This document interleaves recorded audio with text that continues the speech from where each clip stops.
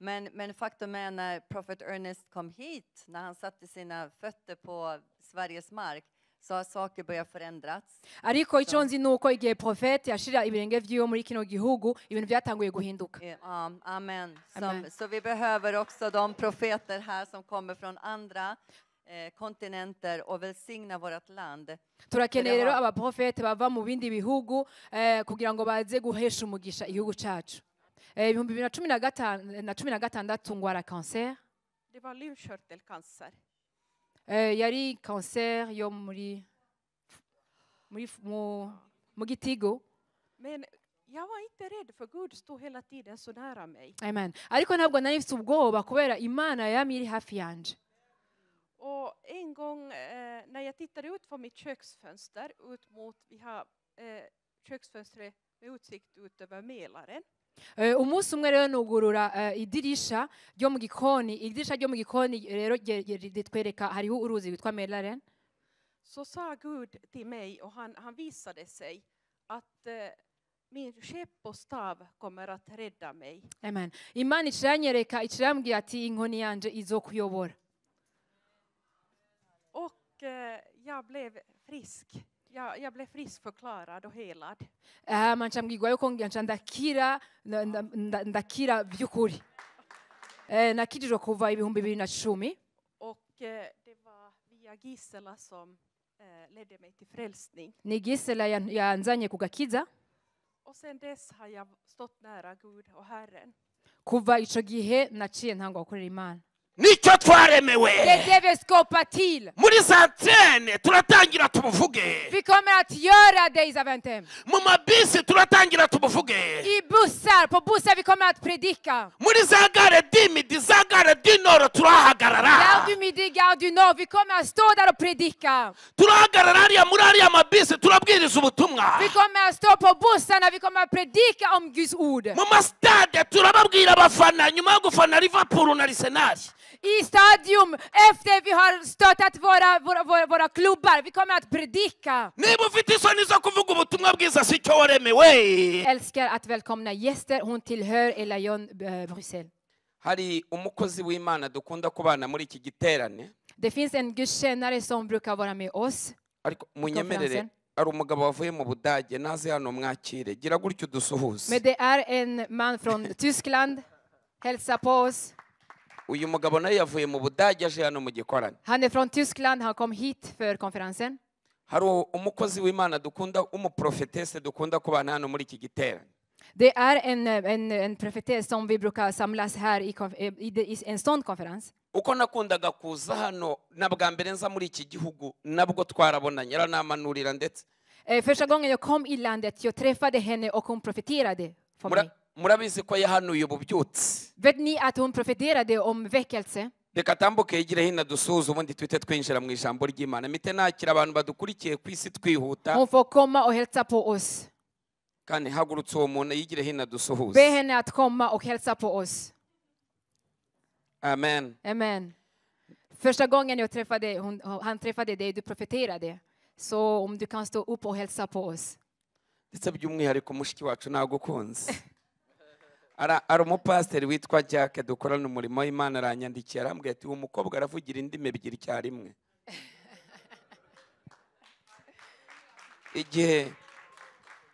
igihe cyose naje muri iki gihugu uyu mukobwa njye mubona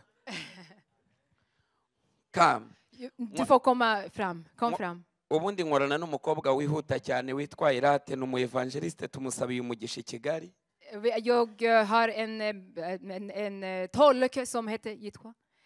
Elat. Må Gud välsigna dig i Kigali. nzamuzana mbahuze muranasa Jag ska hämta henne nästa gång för ni är lik varandra. reka tumwakire uyu ni umuprofetesi Låt oss välkomna henne. Hon är en profetess. turashaka kumutumira mu gihugu cy'u Rwanda Vi vill bjuda henne i Rwanda. kandi yanyemereye Och hon har sagt ja. yanyemereye ko mu gihugu cy'u Rwanda ari buze kuza Hon har sagt att hon kommer att komma i Rwanda. amen Amen. n'ababahungu banjye Och med mina pojkar. hano hari abana bankunda cyane Det finns barn som älskar mig. aba bana rimwe nari mfite igiterane i Bujumbura Någon gång jag hade en konferens i Bujumbura. batega indege baza kundeba i Bujumbura. De kom med flyg och hälsade på i Bujumbura. Imana ibahe umugisha abahungu banjye. Må Gud välsigna er mina pojkar. Du får hälsa på oss. Tack så jättemycket. Jag känner mig så ärad och hedrad. Murakoze cyane numva ntewe iteka. Jag är en ganska blyg person. Ndi umuntu ubusanzwe ari timide, afite isoni. Prophet Ernest har bekräftat saker, men jag är fortfarande lite att jag känner mig blyg. Prophet Ernest yarabivuze ariko n'ubu ndacumva ko ndi umuntu ufite isoni. Men faktum är när Prophet Ernest kom hit, när han satte sina fötter på Sveriges mark, så har saker börjat förändras. Ariko icyo nzi nuko igihe Prophet yashira ibirenge vyiwe muri kino gihugu ibintu byatanguye guhinduka. Amen. Så vi behöver också de profeter här som kommer från andra kontinenter och välsigna vårt land. Turakeneye rero abaprofete bava mu bindi bihugu kugira ngo baze guhesha umugisha igihugu cyacu. Jag har alltid haft en nöd för Sverige. Sen jag blev frälst så jag har haft Sverige i mitt hjärta. Numva mfise umutwaro wa Sweden kuva igihe nakizwa, numva mfise Sweden mu mutima wanje. Jag började gå i bibelskola och ledarskola. Nagiye mu ishure rya Bibiliya, ishure ryo uburongozi. Herren sände mig till Afrika, till Tanzania. Imana indungika muri Afrika, muri Tanzania. Så jag har varit där också, och Afrika är också i mitt hjärta på ett övernaturligt sätt. Naragiye rero muri Afrika, numva Afrika nayo iri mu mutima wanje ku buryo bw'igitangaza. Jag kommer ihåg att jag satt på bussen när vi skulle predika där i Afrika. Ndibuka yuko nanyicaye muri bus tugiye kuvuga ubutumwa muri Afrika. Och jag bara började gråta, den helige ande kom över mig. Ntangura kurira, umwuka wera uranyuzura. Och jag såg varenda individ som en dyrbar skapelse. Mbona umuntu wese nk'ikiremwa cy'agaciro. Som Herren har skapat för ett syfte. Imana yaremye kubw'umugambi. Och där har Gud gripit mitt hjärta. Aho rero Imana niyo yafashe umutima wanje. Och jag är så tacksam till att ha lärt känna Prophet Ernest. Uno munsi wo numva nshimye Imana ko banzi Prophet Ernest. Och jag kommer komma en dag, absolut. Kandi nzoza umunsi umwe ni by'ukuri. Ja, amen. Så vi vill ha mer av denna väckelse. Nu har det börjat komma. Sen Prophet Ernest kom hit så har faktiskt kristna filmer börjat sändas på bio. Turakeneye abantu bameze nkamwe kugira ngo baze kuva Prophet agishika muri kino gihugu na amafilm y'igikristo yaratanguye kwerekanwa mu masinema. Det är ett mirakel, för jag kommer ihåg att vi bad för media. Jag fick i min ande vi skulle be för media. Ico ni gitangaza kubera numvise mu mutima wanje yuko twosengera media. Och det är han som gör det. Kandi ni uriya ni abikora, Yesu Kristo ni wabigana mwuka wera na data. Amen. Amen. Reka dukomere Imana amashyi. Låt oss klappa för Herren. Bene data bari kumwe nabo barashaka kuza gushima Imana. De andra också vill komma och tacka Gud också. Reka batambuke baze bashime kugira ngo tuhite dutangira twinjire mu ijambo Ni är ry'Imana. välkomna, ni kan komma och tacka Gud. Sen ska vi gå in i predikan. Welcome.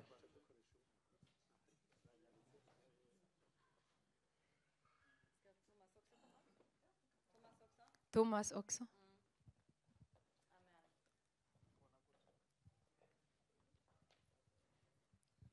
Jag vill bara säga att Nina och Thomas är riktiga tjänare för Jesus. De älskar Jesus och så känsliga för heliga ande. Shaka kuvuga ko Nina na Thomas n'abakozi b'Imana vy'ukuri bakorera Imana kandi bakunda mwuka wera. Och Nina har en stark vittnesbörd vad bara Jesus kan göra. Ingen annan läkare. Nina arafise intahe ikomeye y'ivyo Yesu wenyene ashobora gukora atari abaganga. Hej, jag heter Nina. Nitwa Nina. Jag kommer från Finland. Var muri Finland. Jag har bott här sedan 98. Mba muri kino gihugu kuva 1998. Och jag blev frälst i början, i 2010 blev jag frälst. Nakijijwe kuva 2010. Och det var via Gisela som ledde mig till frälsning. Ni Gisela yanzanye kugakiza. Och sen dess har jag stått nära Gud och Herren. Kuva ico gihe naciye ntangwa gukorera Imana. 2012.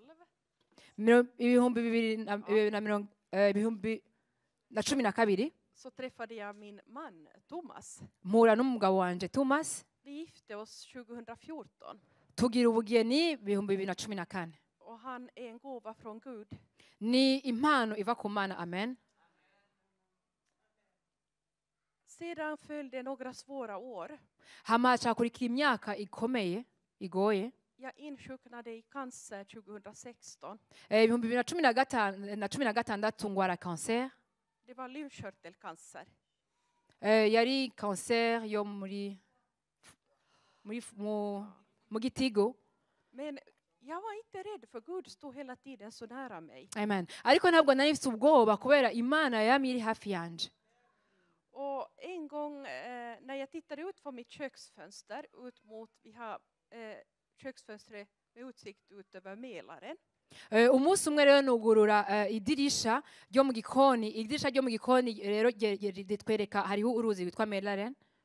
Så sa Gud till mig och han visade sig att min skeppåstav kommer att rädda mig. Amen. Imana ikirambwira ati inkoni yanje izokuyobora. Och jag blev frisk. Jag blev friskförklarad och helad. Mancambwirwa yuko ndakira by'ukuri.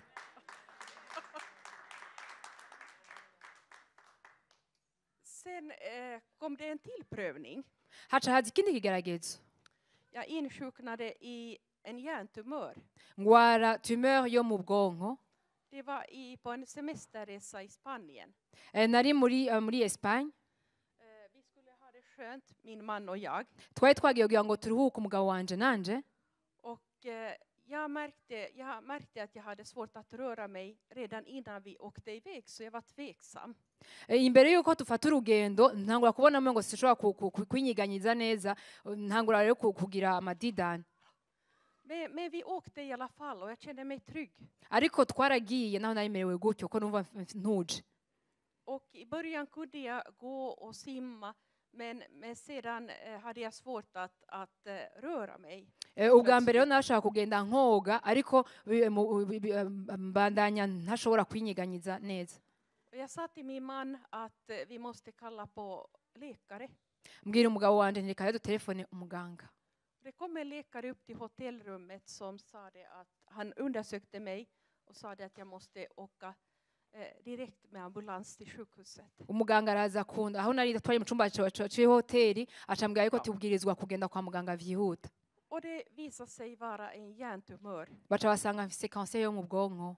Men Gud helade mig från den här tumören också. Amen. Ariko Imana nayo irankiza niyo tumör yo mu bwonko nayo nyene. Amen. Amen. Tack. Murakoze. Jag hade sedan svårt att gå. Så jag hade rollator och hade jättesvårt att gå och röra mig. Byarangora gutambuka ncangenda rero kuri bya bindi bifasha kugira ngo umuntu gutambuka.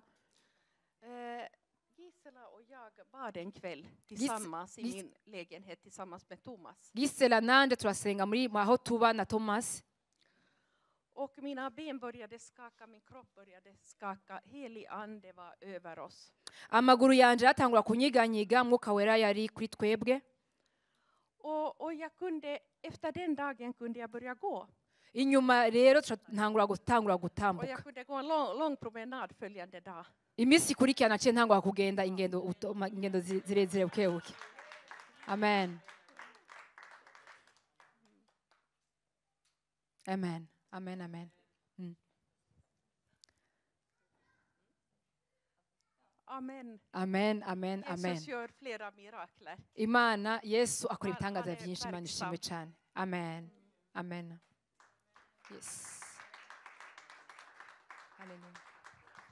Reka munyemerere dukomere Imana yacu amashyi menshi. Låt oss klappa för Herren. Imana ibaho umugisha mwinshi. Må Gud välsigna er. Musubire kwicarira. Ni får gå tillbaka till Imana ishimwe ko bw'ibitangaza byabaye. Må Gud vara ärad för all mirakler. Reka twongere dukomere Imana yacu amashyi. Vi klappar för Herren en gång till. Aka ni akanya kari gaciyeho k'amashimwe. Det var en tid för att vittna. Amen. Amen. Reka munyemerere twakire Elayono Kigali tuyikomera amashyi dukurikiye. Låt oss välkomna Elayon Kigali, de följer oss. ndetse n'abantu badukurikiye bose bari mu gihugu cy'u Rwanda, och alla andra som följer oss i Rwanda. abantu badukurikiye bari Bujumbura, munyemerere tubakomera amashyi Vi menshi klappar cyane. för de som följer oss från Bujumbura. Amen. Halleluja. Turi kumwe na Elayono Bruxelles, mureke Vi är tubikomere tillsammans med amashyi. Elayon Bruxelles. Imana ibaha umugisha mwinshi cyane. Må Gud välsigna er. Turi kumwe na Elayono USA na Canada. Elayon, USA och Kanada. Tubahaye ikaze mu izina rya Vi Yesu. välkomnar er i Jesu Kristi namn. Turi kumwe na Elayono Germany. Vi är med Elayon, Germany. Imana ibaha umugisha. Må Gud välsigna er. Turi kumwe na Elayono mu gihugu cy'Ubufaransa. Vi är med Elayon i Frankrike. Muhabwe umugisha n'Imana. Må Gud välsigna er. Inshuti zacu zidukurikiye hirya no hino ku isi dukunda kubana kuri Zoom no kuri YouTube. Alla våra vänner från alla olika ställen på Zoom. Muhabwe umugisha n'Imana. Må Gud välsigna er. Abashumba badukurikiye mwese, Alla pastorer, abayobozi b'inzego zitandukanye, alla ledare. tubahaye ikaze Vi mwese. välkomnar er allihopa. Muhabwe umugisha n'Imana. Må Gud välsigna er. Turi kumwe n'ushinzwe amasengesho cyangwa se ushinzwe igicaniro mu buryo bwo gusenga, bamwita Evangeliste Deborah. Vi är med evangelist Deborah som är en tillbedjarens ledare. Reka haguruka basuhuze mu izina rya Hon Yesu. får stå upp och hälsa er i Jesu Kristi namn. Amen. Amen. Nta kintu twakora tutubakiye ku masengesho. Vi kan inte göra något utan att ha bön som grund. Twongere dukomere Imana yacu amashyi. Vi klappar för vår Gud. Tugiye gusoma ijambo ry'Imana, Vi ska läsa Guds ord. tugiye kwinjira mu nsanganyamatsiko yacu y'uyu Vi munsi. ska gå in i temat. Amen. Amen.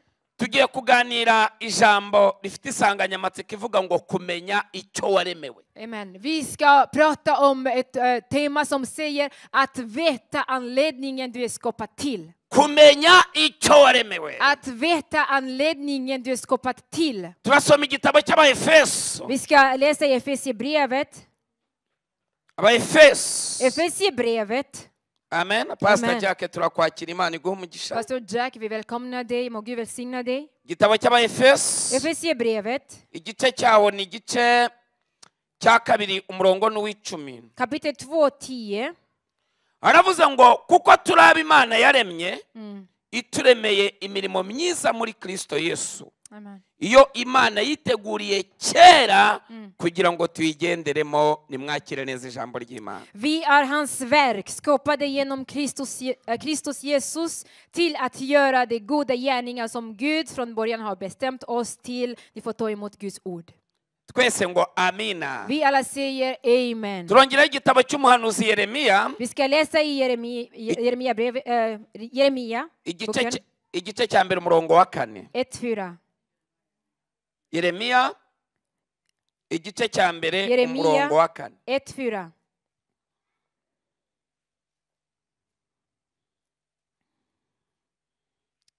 Aravuze ngo, Det står, umurongo wa 4 yaravuze ngo nuko ijambo ry'Uwiteka rinzaho riti nakumenye narakurema mu nda ya nyoko, amen.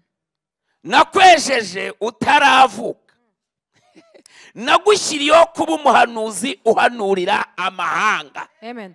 Herrens ord kom till mig. Innan jag formade dig i moderlivet utvalde jag dig. Innan du kom ut ur moderskottet gav jag dig ett heligt uppdrag att vara profeten för folket.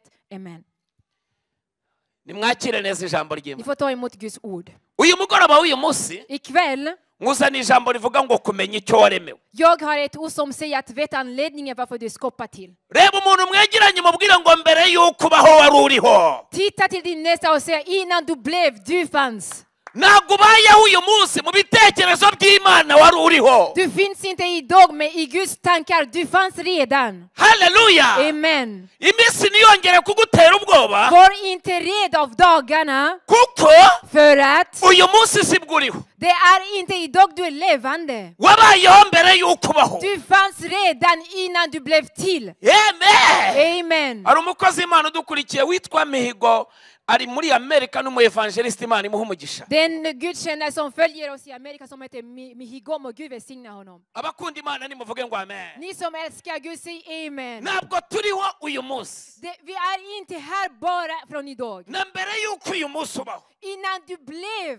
Twari turiho. så fanns vi redan. Halleluja. Halleluja. Mbwirira umuntu mwicaranye mubwira ngo uramenye ntuzave mu isi udakoze icyo waremewe. Säg till din nästa, akta dig så att du inte lämnar världen utan du har gjort det du skapat till. Ntabwo waje mu isi kubara amazu. Du är inte i världen bara för att räkna hus. Ni waje mu isi kugura imodoka. Du är inte hit för att köpa bil. Ni waje mu isi kubaka amazu. Du är inte skapat till för att bygga hus och lägenheter. Oya! Nej. Umugambi w'Imana kuri wowe uraruta ibyo. Guds plan över ditt liv är mer än det. Icyo waje gukora kiraruta ibyo uri mucamo. Anledningen varför du är skapad till är större än det du går igenom. Kandi mbere y'uko ubaho wari uriho. Och innan du blev till, du fanns redan. Kandi mbere y'uko ugera mu isi wabanje kugera mu isi mbere y'uko uyigeramo. Och innan du blev här, kom till världen, du fanns redan. Ntabwo uriho kubw'impanuka. Du är inte här av en slump. ariko akomeye Imana amashyi. Kan du inte klappa för Gud? Wowe uri gift. Uri impano. Du är en gift, du är en gåva. Uri impano Imana yahaye isi. Du är en gåva till världen, amen. Igihe kirageze ugiye gukora rero icyo waremewe. Dags är inne där du ska göra det du skapar till. Hari abantu baba mu isi Det finns människor som är i världen. bakava mu isi badakoze icyo baremewe De gukora. lämnar världen utan att ha gjort det de skulle ha gjort. Ugasanga bari mu bintu bidahuje n'umugambi w'Imana. De gör det som är inte i Guds planer. Urugero naguha, Exempel. Gideon yagombaga gukiza Abisiraheli amaboko y'Abamediyani. Gideon han skulle rädda israeliterna från medianiterna. Ariko arangije Men efter ajya gusekura ingano, ariko gahunda ni kwari ugusekura ingano. han gick för att ta hand om vete, men det var inte det han hade skapat till. Gahunda kwari ukurokora bene wabo.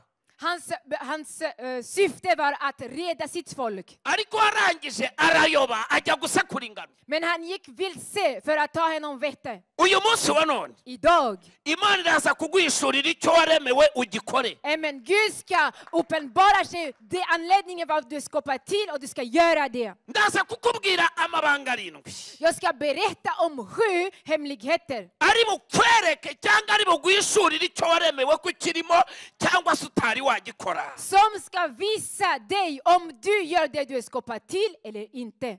Igihe cyose Alla gånger iyo ukora icyo utaremewe när du gör det du inte är skapad till, uravunika ariko ntubona umusaruro. du blir så trött och du får inget resultat. Urakora hagahembwa abandi Du jobbar och de andra som skördar. kuko uhagaze ahatariho. För du står på fel plats. Ariko turashimira Imana Men vi tackar Gud. uyu munsi Imana iragushyira ku musozi wawe mu izina ryayo. Amen. Idag Gud kommer att ställa dig till rätt plats. Uyu munsi Imana iraza kuguterura igushyira ku musozi wawe. Amen. Idag Gud kommer att lyfta upp dig och ställa dig på rätt plats. Yabwiye Yeremiya ngo nakumenye narakurema. Han sa till Jeremia, jag visste vem du var innan jag skapade dig. Abantu bakumenya wabayeho ariko Imana yakumenye itari yakurema. Amen. Människor, de vet vem du är när du föddes. Men Gud vet vem du är innan du blev till. Iramubwira ngo nagushyiriyeho kuba umuhanuzi. Han sa, jag skapade dig för att vara en profet. Abahanuzi baba mu byiciro bigera muri 3. Det finns 3 olika profeterna. Hari umuhanuzi wa mbere Den första profeten wavutse ari umuhanuzi. föddes som en profet. Yeremiya yabaye umuhanuzi atarabaho. Jeremia, han blev en profet innan han blev till. Uwo mwana iyo yabivukanye ari umuhanuzi, När ett barn är född som profet, dore uko bigenda. titta vad som händer. Niba abana niyo baba ari bato Det är barnen, även när de är små, bavuga ibintu de pratar saker och ting. barangiza bakavuga ngo ubwo kibwana yabivuze biraza kuba. Och de andra de säger, eftersom han har sagt det kommer att hända. Bagategereza ngo dutegereje ko kakana kandi ni gato karimo kariga kuvuga ati nikabivuga biraba. Människor runt omkring de säger, vi väntar tills lilla barnet säger det. För att de vet att när han säger någonting det sker. Imana yako yagaragaye kare. Det är gåvan som syns redan. uwo yabaye umuhanuzi atarabaho. Barnet har blivit en profet innan han föddes. watangiye gusoza umugambi w'Imana muri we, atangiye gukora icyo yaremewe. Och han börjar redan från början att göra det som han skapar till. arabamara kuvuka rero, Och det finns andra som efter födelsen, kuko barerewe ahantu hadakwiye, eftersom de uppväxtes på ett fel plats, bakayobya umugambi w'Imana bakabijyana mu bindi. de går vilse och gör allting annat. wabona akana gafite impano nk'iyo, warangiza ukakajyana mu bapfumu nk'aho wakajyanye mu nzu y'Imana. Och sen när man har ett sånt barn, istället av att hämta barnen i Guds hus, man tar barnet långt ifrån. ariko uyu munsi wa none imihamagaro yayobye, uyu munsi iraza kugoroka mu izina rya Yesu, uraza gukora ibyo waremewe. Amen. Men idag, Guds gåvor, de kommer att uppenbara sig och du kommer att göra det du skapar till. Amen. Amen. Haleluya. Amen. ushobora kuba utaragera mu mugambi neza, utaragera no mu cyerekezo cyawe neza, ariko uyu mugoroba w'uyu munsi uraza kumenya icyo waremewe gukora. Amen. Du kan vara en som vandrar inte riktigt i Guds planer, men idag du kommer att känna till varför du är skapad till. Amen. Amen. kabiri, Och hari abahanuzi två, det finns profeter bimikwa n'abandi. som är placerades av andra. umugabo witwa Elisha En man som heter Elia. ntabwo yari umuhanuzi, yari umuhinzi. Elisha, han var inte en profet, han var en som odlar. Elisha ntiyari umuhanuzi, yari umuhinzi. Han var inte en profet, han var någon som tog hand om fältet. Eliya ubwo yari ari mu buvumo, Eller han var en bonde. När han var i grottan ahantu bita i Horebu, i Horeb, Imana iramubwira ngo, Gud sa till honom. iramusanga iramubwira ngo urahangaha ukora iki. Gud frågade honom, vad gör du här? arayibwira ngo abahanuzi bose babishe babamaze, Han sa, de har dödat alla profeter. ngo ni njye njyenyine usigaye. Det är bara jag som är kvar. Imana iramubwira ngo afite 7,000 nisigarije bitarapfukamira Bayali. Amen. Gud sa, jag har 7,000 kvar som aldrig böjdes ner inför Baal. muri ibyo 7,000, Bland de 7,000, muri ibyo 7,000, bland de 7,000, iramubwira ngo, han sa, genda ufate Yehu umwimikisha amavuta. gå, ta Jehu så du får smölja honom med olja. ufate Ezeri, Och sen Ezra, ufate Yehu umwimikisha amavuta. du ska smörja Jehu med olja. aramubwira ngo, Han sa, ugenda ufate Elisha sen ska du ta Elisha, mwene Shafati, sonen till Jafat. umusiga amavuta nk'umuhanuzi. Du ska smörja honom som en profet. niwe uzagusimbura. Det är han som ska ersätta dig. urumva ntiyari umuhanuzi, Så det betyder att han var inte en profet. ariko namusiga amavuta, Men efter han är smodd, impano z'ubuhanuzi ziramuza. profeternas gåvor kommer att komma till honom. abakunda Imana nimuvuge ngo Ni amen. som älskar Gud, säg amen. Halleluja. Amen. Haleluya. Amen. gatatu, Tredje sorten. noneho ari abahanuzi kandi nanone babigirwa n'Imana. Det finns profeterna som blir profeterna på grund av Gud. igitabo cy'Abaefeso, Efesierbrevet. bamwe bagize kuba intumwa, För vissa är apostlar, abandi bagira abigisha, de andra lärare, abandi bagira de abahanuzi. andra profeterna. munyakire muvuge ngo amen. Ni får säga amen. guhanura nabyo hari uguhanura k'umuhamagaro. Och att profetera, man kan profetera som en kallelse. abakunda Imana nimuvuge ngo Ni amen. som älskar Gud, säg amen. mbariza umuntu mwicaranye ngo muri ibyo byiciro bitatu hari icyo wiyumvisemo. Fråga din nästa, har du funnit din plats bland de tre? gusa kimwe cyo, Det som är abahanuzi, profeter, ababwirizabutumwa, det är evangelister, abigisha b'ijambo, de som undervisar ord, abaririmba, sångerskor, sångare. buri wese arakora icyo yaremewe.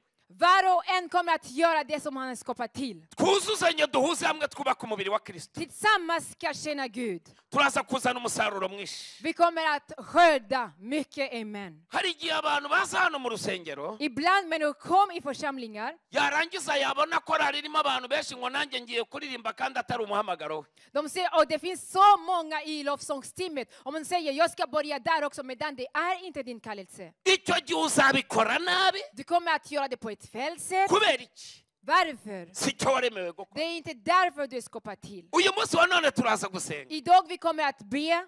Imana iraza kukwereka umusozi wawe. Gud kommer att uppenbara sig varför du är skapad till. Ugiye kubona ko utari wo kubw'impanuka. Du ska veta idag att du är inte här av en slump. Abantu benshi cyane murakora ibintu bibavuna. Men många människor, ni gör saker som gör att ni blir trötta. Mwamara kubikora mukabyongeraho amagambo. Och efter ni mumlar. Kubera iki? Varför? Impamvu bikuvuna. Anledningen varför du blir så trött att göra det. Nuko atari ibyawe. Det är för att du gör det du inte skulle egentligen göra. Ariko iyo ari ibyawe. Men när du gör det du borde göra.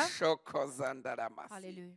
Nyakira uvuge ngo amen. Säg amen. Halleluja. Halleluja. Halleluja. Amen. Halleluja. Amen.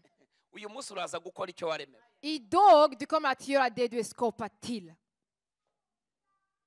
Uyu munsi uraza gukora icyo waremewe. Idag du ska göra det du är skapad till. Niba wari umucuruzi atari icyo waremewe uno munsi biraza guhinduka. Om du var en affärsman medan du är inte skapad till det, det kommer att ändras. Uyu munsi uraza kumenya icyerekezo Imana igushakamo. Idag du kommer att få en ny inriktning. Aho waba unkurikiye hose. Oavsett vad du är. Igihugu cyose waba urimo. Vilket land du följer mig ifrån. Twaba turi kumwe aha. Om vi är tillsammans här. Uyu munsi Imana irakwerekeza ku cyerekezo cyawe. Idag Gud kommer att leda dig till rätta inriktningen. Nyakira uvuge ngo amen. Säg amen. Kubera ko ndaza kugira umwanya ukomeye cyane wo gusenga no gusengera indwara. För att jag kommer att ha en tid att be för sjukdomar. Ndashaka kwihuta mu buryo bwose. Jag vill gå snabbt.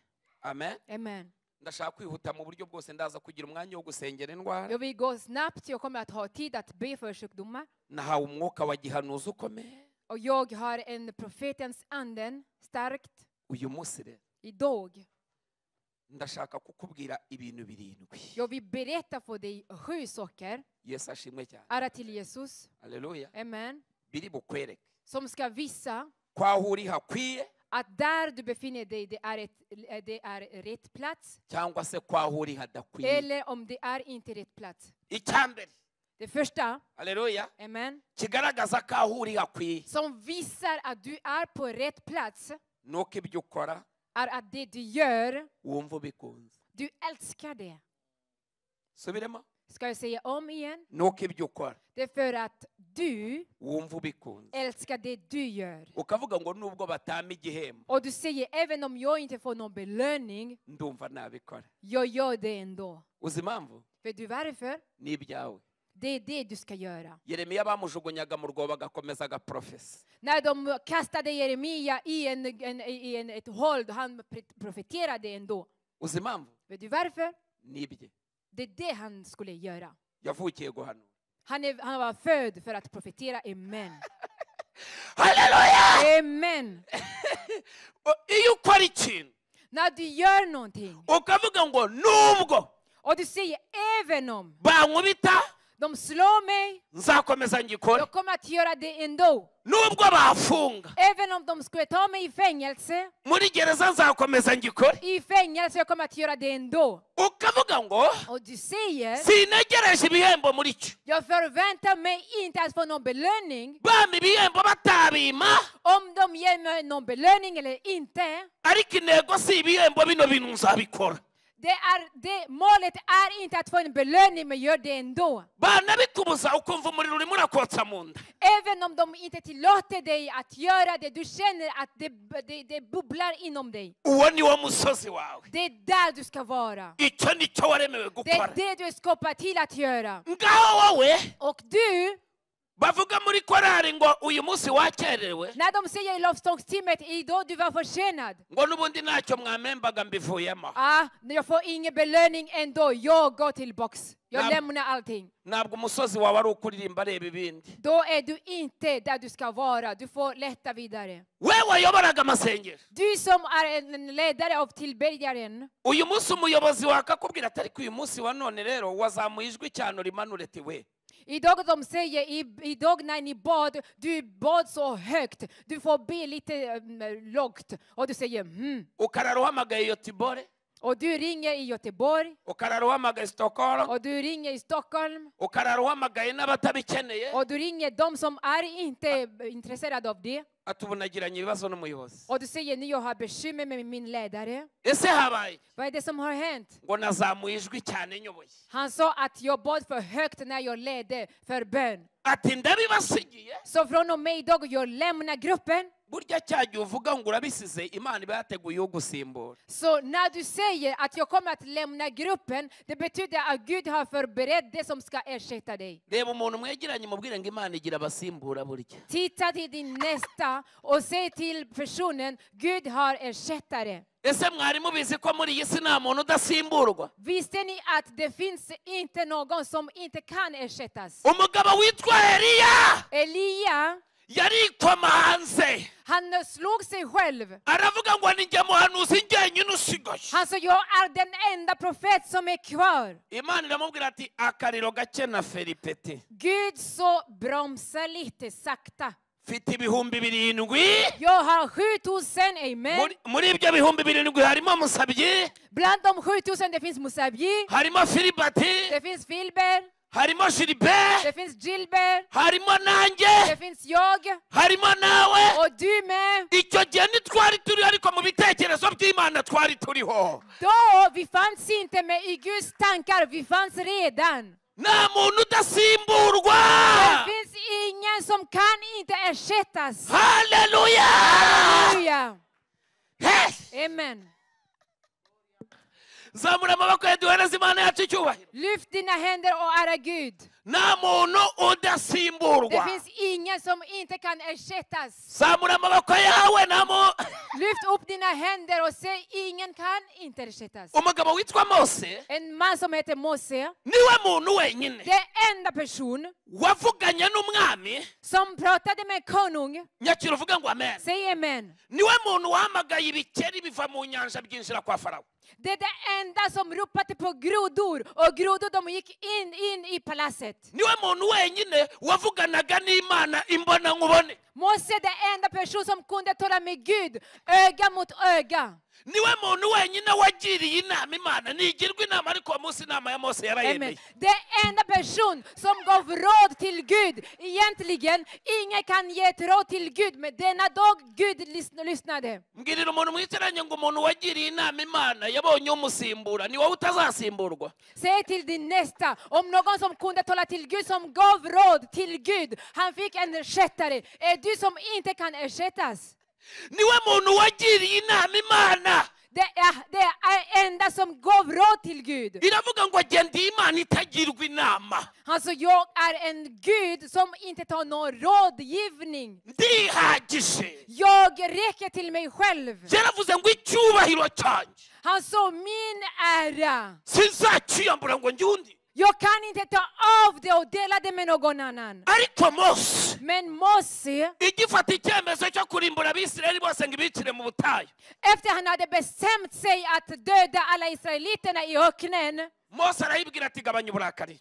Mose sa, men lugna ner. Nuramukubisha Om du dödar dem, Abanyegiputa bazabyumva. Egypterna, när de hörde, Bazagira ngo wabuze ibyo kubagaburira. de kommer att säga att du hade ingenting att ge dem till mat. Bazagira ngo akawunga kagushiranye. De kommer att säga att du har ingen mat att ge dem. Bazagira ngo wabuze somo zo kubaha. De kommer att tro att det finns inga lax att ge dem att äta. Bazagira ngo wabuze ifi yo kubagaburira. De kommer att säga att du har ingenting att ge till dem. Iramubwira ati tuza gato wibica. Abanyegiputa bazagira ngo wabuze itiki bageze Kanani. Han sa, lugn.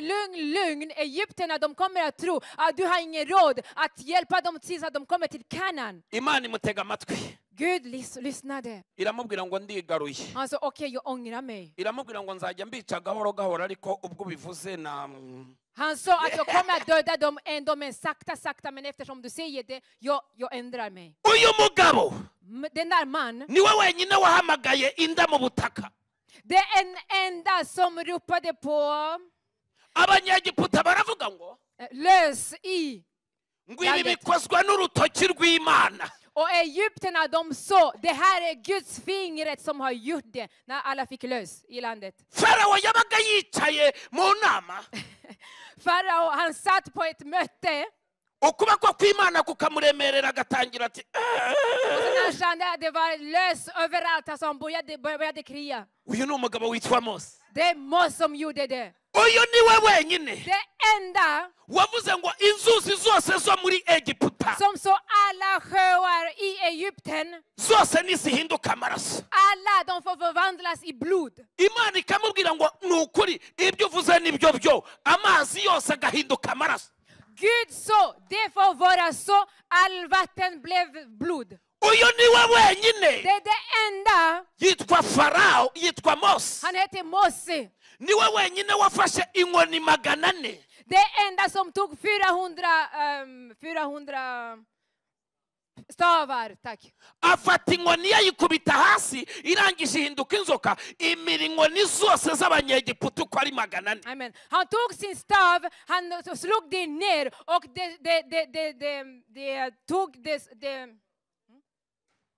det åt upp alla andra 400 stavar. Komera Imana amashyi. Klappa för Gud. Uyu mugabo Den där man, niwe wenyine den enda wakamije inyanja itukura. som gjorde att Röda havet blev torrt. Iyo nyanja ni ndende cyane, Det är en jättelång hav. ariko yafashe inkoni Men han tog sin stav, ayirambika hejuru y'inyanja, tog det över vattnet inyanja icikamo kaburimbo. och havet delade sig i två. Niwe muntu wenyine wateje impanuka hapfamo abantu benshi cyane ntihagira umupolisi uyipima.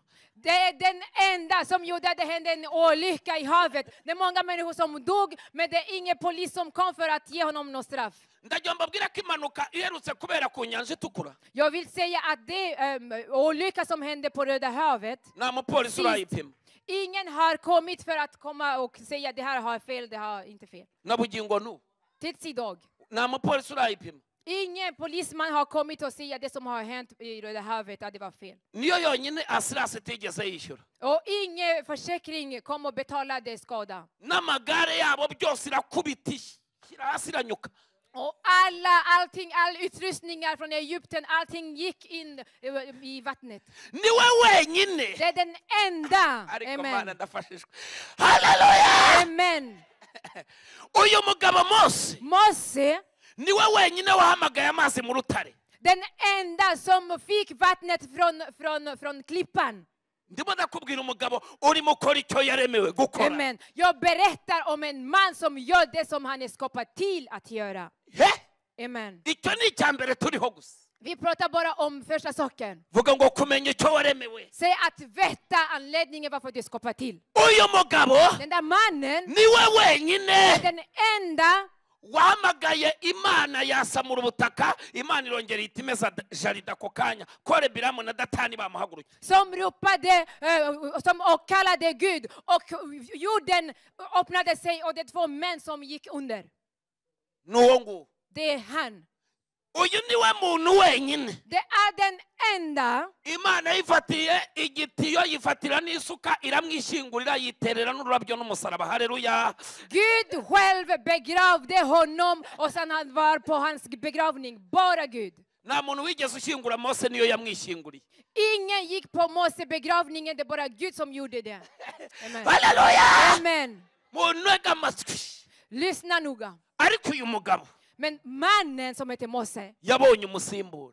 han fick en ersättare. Yabonye umusimbura. Han fick en ersättare. Yabonye iki? Han fick vad? Yabonye umusimbura. En ersättare. Reba umuntu mwegeranye mubwira ngo ukora ibyo ugomba gukora mu gihe cyawe kandi ukora ibyo waremewe. Igihe cyawe cyo gusimburwa nikigera kizasange warakoze ibyo ugomba gukora. Säg till din nästa, du får göra det du är skapad till, för att när det är dags att du får en ersättare, så att du kommer att ha gjort det du skulle ha gjort. Umugabo witwa Elia, niwe muntu wenyine wirukanishije inzara kurya. det är den enda som bad för att ta bort hunger, att han åt. Ubundi tuzi ko iyo umuntu ariye adakora sonza. Annars vi vet att om någon inte äter, man blir hungrig. Umuntu urya ariko ntakore tuzi ko akena. Siko bigenda. Om någon äter utan att jobba, man blir fattig. Ariko kubera ibitangaza byari biri muri we, Men på grund av mirakler som var i honom, yariye agafu han åt det lilla mjölet, arya n'utuvuta i Sarafati. och han åt från oljan i Sarafat. ahubwo igitenga kirushaho kuzuraho kugira ngo bishire. Och sen det blev ännu mer, istället för att det skulle ta slut, det lilla skulle ta slut, det blev ännu mer, det multiplicerades. Reba umuntu mwegeranye mubwira ngo iyo urimo ukora icyo waremewe aho kugira ngo bishire biriyongera. Amen, amen. Säg till din nästa, när du gör det du är skapad till att göra, istället för att det ska ta slut, det multipliceras. Amen. Impamvu wari upfundika byongera bipfunduka ni uko udahagaze ku musozi wawe. Ugiye gukora ibyo waremewe, ibintu wajya gurwana nabyo bikanga, bigiye kuba automatique. Amen. Anledningen varför du kämpar, du försöker och ingenting går förbi, det är för att du gör det du inte skapar till. Men nu du ska börja göra det du skapar till och allting kommer att ske automatiskt. Uyu mugoroba Ikväll, Imana iraguha icyerekezo gikwiriye. Gud kommer att ge dig en ny inriktning. Amen. Uyu mugoroba Ikväll, uwahingiraga abantu det som tog hand om andra aratangira kwihingira. kommer att ta hand om sig själv. Uyu munsi ugiye gukora ibintu ubona umusaruro wabyo. Men idag du kommer att börja göra saker och ting, du får se skörden. Hobera umuntu mwegeranye mubwira ngo birashoboka ko imyaka yari gushiranye ntacyo ukoze. Du får krama din nästa och säga, det kanske du har gjort någonting i många år. Ariko ugiye gufatirana utwaka usigaranye, ugiye kudukoramo ibintu bikomeye nubwo wakererewe ariko uradukora. Säg till din nästa, i många år har du gjort saker och ting utan att få någon resultat. Men nu idag, även de kanske har inte så många år kvar, men du kommer att jobba och få skörd. Ni bande bantu biteguye gukoresha igihe basigaranye? Vilka är redo att använda den tid de har kvar? Reba umuntu mwegeranye mubwira ngo gikoreshe vuba abagusimbura batarahagera. Säg till din nästa, använd tiden du har kvar väl innan du får en ersättare. Vuga ngo niba ari ubutumwa ngiye kubuvuga. Om det är att predika, jag ska predika. Ariko byanga bikunda, Men vill eller ej, ngiye gukora icyo naremewe. amen, jag ska göra det som jag är skapad till. Komera Yesu amashyi. Klappa för Herren. Church online. Church online, Igihe kirageze. tiden är inne. Ugiye gukorera ku musozi wawe. Du ska känna på ditt berg. Ugiye kuzana umusaruro. Du ska skörda. Abakunda Yesu nimuvuge ngo Alla haleluya. som älskar Jesus säger halleluja. Ariko iri teraniro ko ndimo nyumvamo amavuta. Jag känner smörjelse i församlingen. Nta muntu urimo wumva amavuta. Det är ingen som känner smörjelse. Uyu munsi ndashaka guhagarara ku musozi wanjye, ndashaka gusengera amakanseri araza kuri gitari nijoro. Idag jag vill stå på mitt berg och jag ska be för cancer och det kommer att botas. Komera Yesu amashyi. Klappa för Herren. Uyu munsi, Idag. uyu munsi, Idag. uyu munsi, Idag. uyu munsi, Idag. ikibembe wari ufite kirarangira uyu munsi. Tumören som du hade kommer att försvinna. Hesh! Halleluja. Haleluya. Halleluja. Uyu mugabo, Mannen, ndimo ndavugana n'aba bantu mwavuga ngo jye sinasimburwa. jag håller på att prata med människor som tror att de inte kan ersättas. Umugabo witwa Eliya En man som heter Elia, niwe wenyine wamanuye umuriro mu ijuru. det var den enda som bad om eld och elden fall från himlen. Uyu mugabo niwe wenyine wafatiye ibyemezo igihugu ari umusivili. Det är han som bestämde över landet medan han var inte en soldat. Aravuga ngo jyewe nimudashyira ibintu ku murongo ndafata ibyemezo ndabatwara imvura. Han sa, om ni inte gör si och så, jag kommer att be så att ni inte får någon regn. Mu gihe bakibyibaza aravuga ati mbaye nyitwaye muzashaka. Medan de tänkte på det, han sa, det kommer inte att regna, ni kommer att leta efter mig. Nuhagarara ku musozi wawe neza, Om du står på din berg, ibintu bimwe uratangira kubifatira ibyemezo utikebaguye. du kommer att börja ta viktiga beslut utan att anstränga dig. Mumbwire ngo impamvu bikwangira ni uko uhagaze ahantu hataraha. Se till din nästa anledning varför det inte går som det ska. Det är för att du står på fel plats. Ujya ubona nka Messi iyo afashe umupira Har du sett Messi när han spelar fotboll? afite Ballon d'Or 8. Han har 8 Ballon d'Or. Nta mbaraga nyinshi akoresha. Han använder inte så mycket styrka. Barakina barangiza bakavunika, bamara kuvunika bamwe ngo Messi ngwino utere penalty wongera ibitego. De spelar, de leker, de springer. Och sen när det är dags när alla har lagt ner, de säger Messi kom, han bara rakt in i målet. Ngwino uca uduhigo. kom, du ska rädda oss. icyo kibuga gihagazemo uwo ni umusozi we. Han står som en fotbollsspelare och han är en vinnare för att han står på hans berg. arimo arakora icyo yaremewe. Han gör det han är skapad till. urimo urabyumva? Hör du? umuntu atsinda hatirika ibitego bitatu, Man kan ha 3 mål. Messi agatsinda igitego kimwe, Messi han bara slår ett mål. ugasanga ikipe yose Messi Messi Messi, Och sen alla de säger Messi, Messi, Messi. ahagaze ku musozi we. Han står på hans berg. Haleluya! Amen. reba umuntu mwegeranye mubwire ngo si uko udakora, Säg till din nästa, det är inte för att du inte gör saker och ting. ahubwo ibyo ukora babitwerera abandi kuko urimo urabikora ariko si ibyawe. Men det är för att det du gör, det är inte egentligen det du ska göra. Det är därför du får ingen belöning, det är de andra som får det. muraruha cyane ariko bigatwererwa abandi. Ni blir så trötta, men det är andra som får någon belöning. uyu munsi wa none ndashaka kuza kukwerekeza mu cyerekezo cyawe. Idag, jag vill ta dig till din rätta inriktning. nese uriya muri Ballon d'Or 8 Messi akina wenyine? Tror ni att det är bara Messi som spelar fotboll mer än alla andra, men han har ändå många belöningar? aravunika cyane se kurusha abandi? Tror du att han gör mycket mer än alla andra? Halleluja.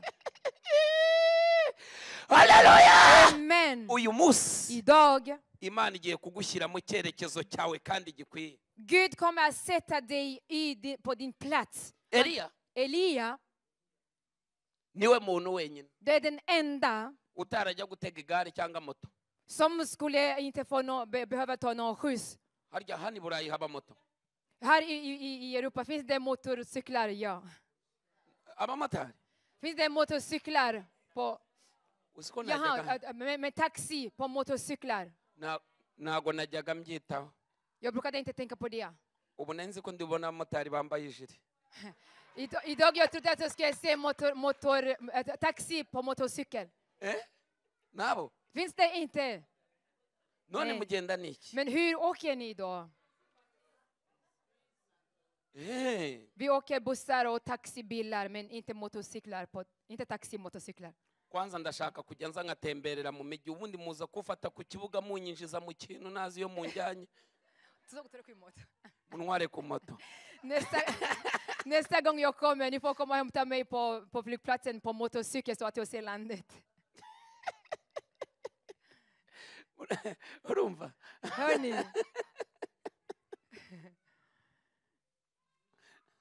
uyu mugabo witwa Eliya, Mannen som heter Elia, we yabwiraga Ahabu ati wowe urira igare genda hamagara umuyaga. han sa du får gå du ropar på vinden, du bara gå ta ratten. agahamagara umuyaga akahita yicaraho akigenda. Så han satt och sen han ropade på vinden och sen det flög. abagiye n'igare akabatangayo. Och sen han kom före alla andra som tog andra redskap. uyu ni Eliya Det är Elia urimo ukoresha igihe cye neza. som använde sin tid på ett bra sätt. arimo arakora icyo yaremewe. Han gör det som han var skapad till. mbwirira umuntu mwicaranye ngo wari ubizi ko Eliya yasimbuwe? Säg till din nästa, visste du att Elia fick en ersättare? mumbwire ngo wowe wikomanga ukumva ko utazasimburwa, ntabwo umusozi uriho ari uwawe. Så du som tror att ingen kommer att ersätta dig, du är inte på ditt berg.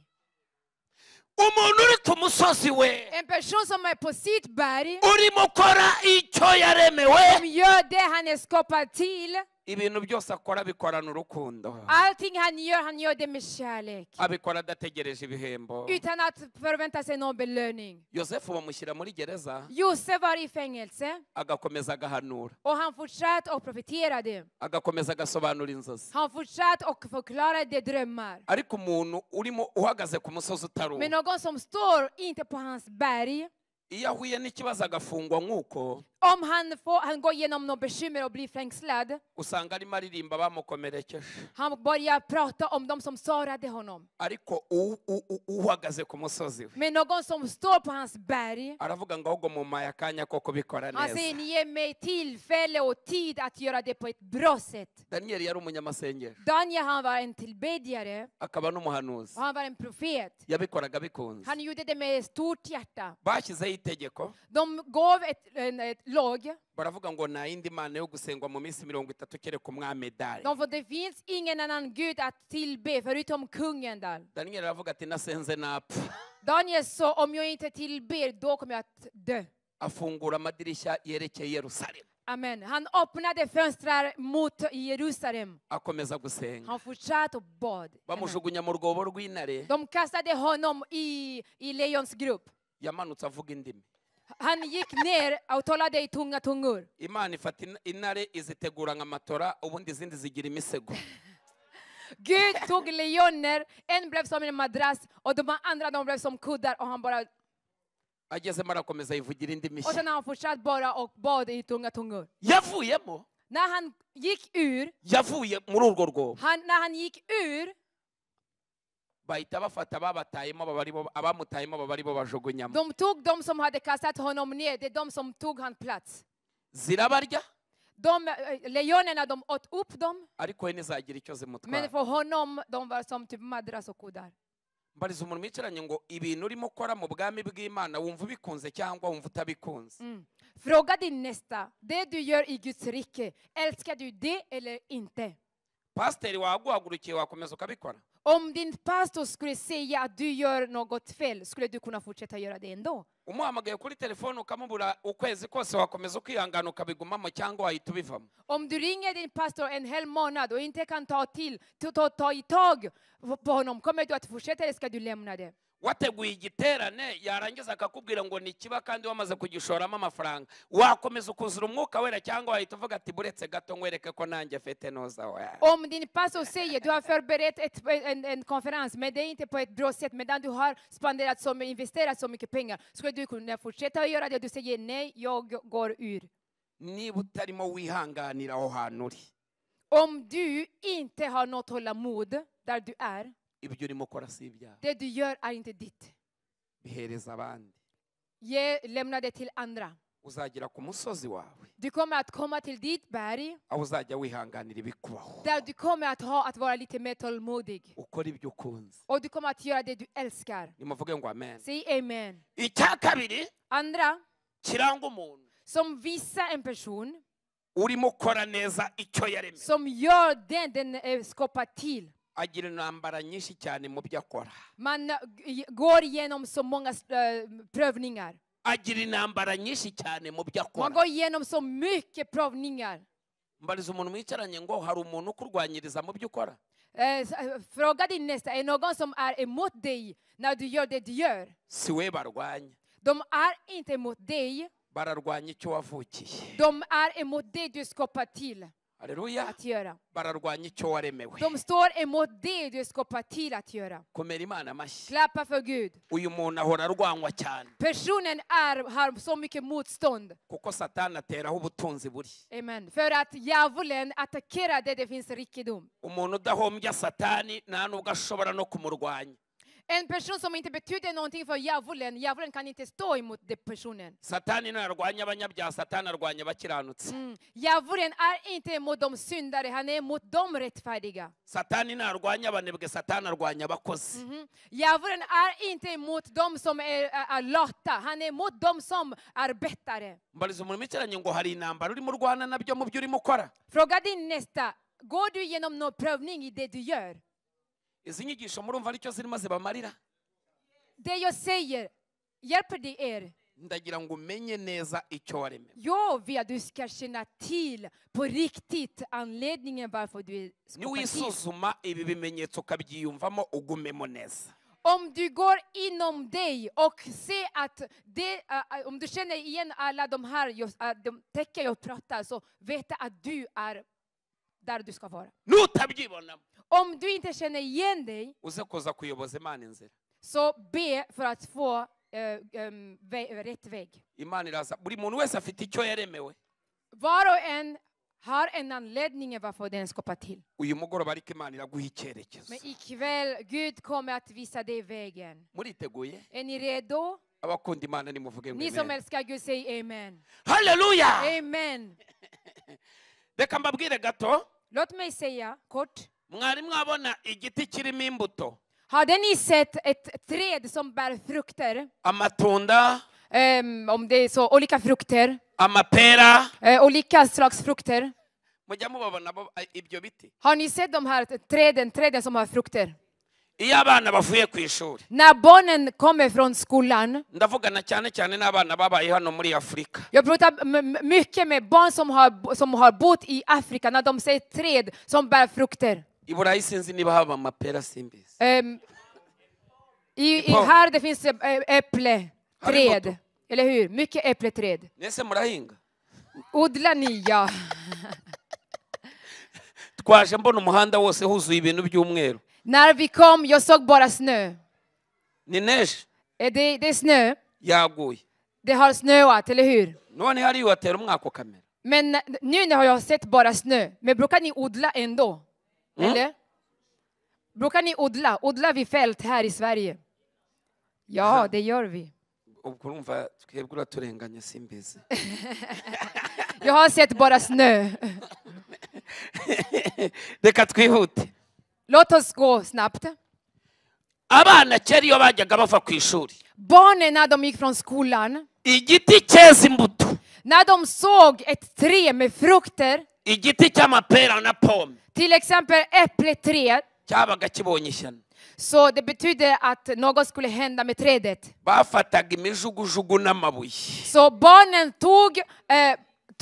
tog stenar och de kastade på frukterna så att de skulle lämna ner. Ugasanga barimo barakijugunyamo ni igiti bashakaga cyangwa bashakaga imbuto. Barnen de letade efter frukter, inte efter trädet.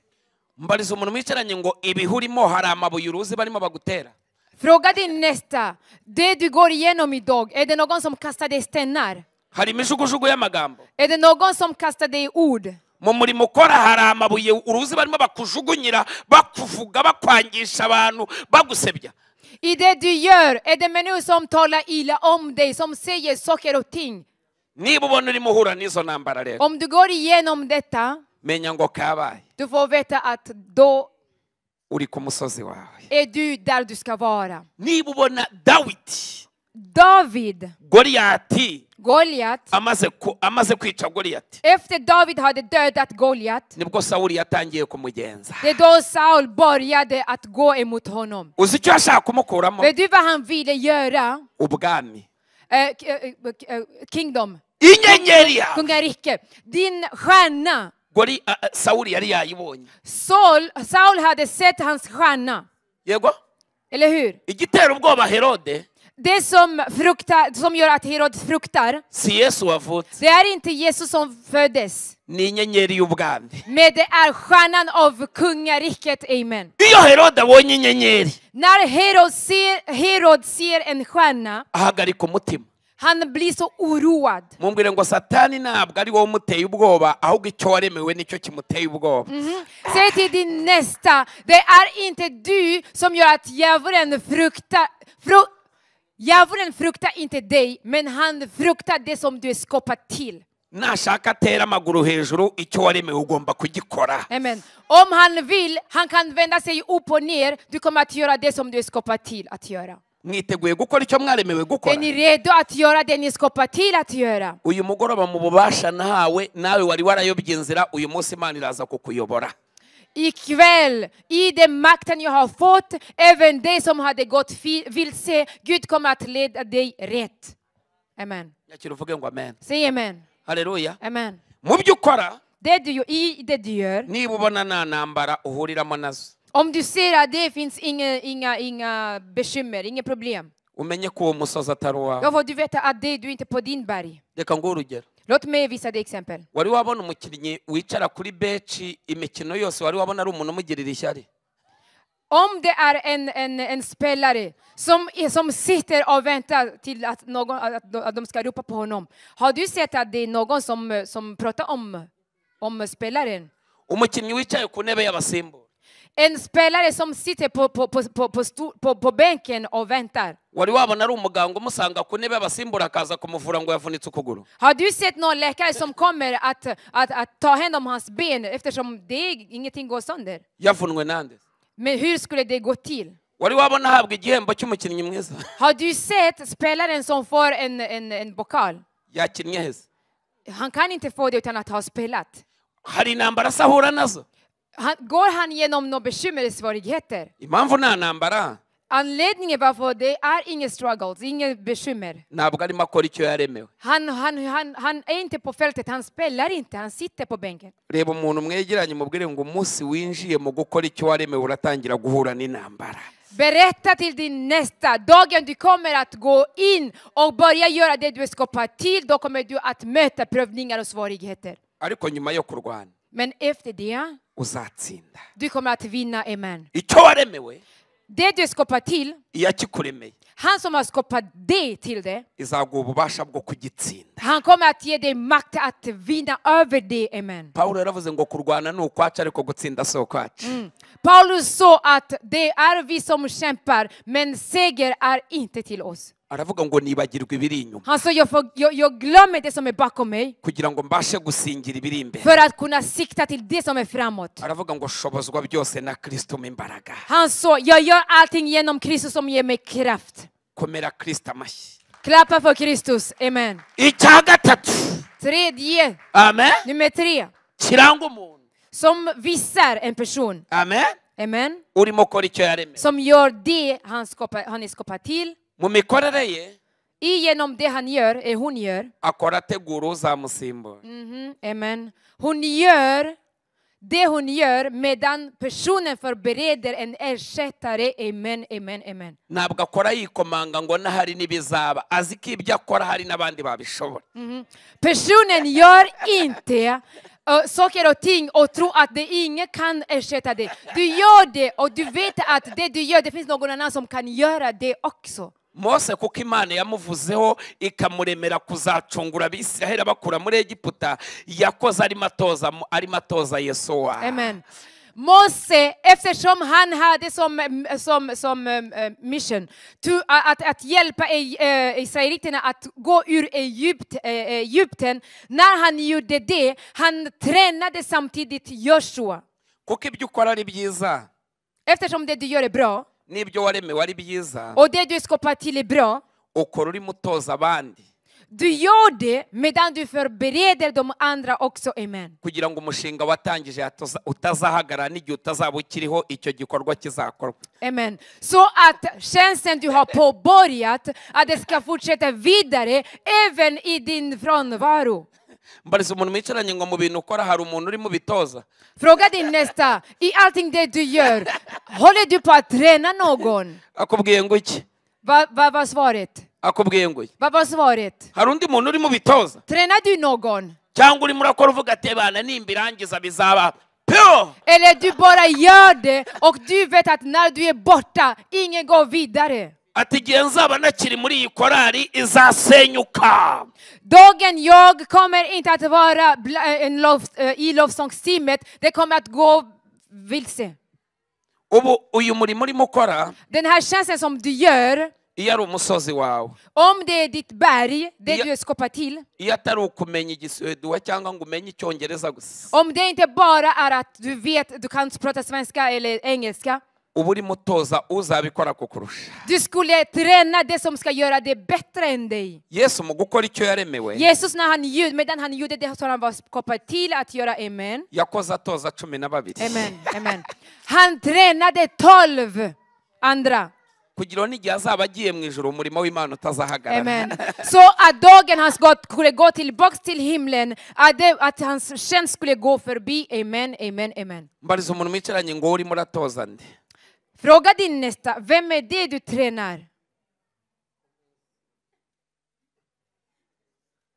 Niba ubona ibintu ukora, Om det du gör, nta muntu uri mu bitoza, är ingen du tränar efter det, umenye ngo umusozi uriho si uwawe. du får veta att berget du är på är inte ditt. Umuntu urimo ukora icyo yaremewe, En person som gör det den är skapad till, igihe cyose akora arimo atoza abazabasimbura. amen. Varenda gång du gör saker och ting, du gör det genom att träna en ersättare. Kuko Amen. abavuga ngo uyu mushinga ntabwo urangirira kuri jyewe gusa, För att personen säger att det här måste gå vidare.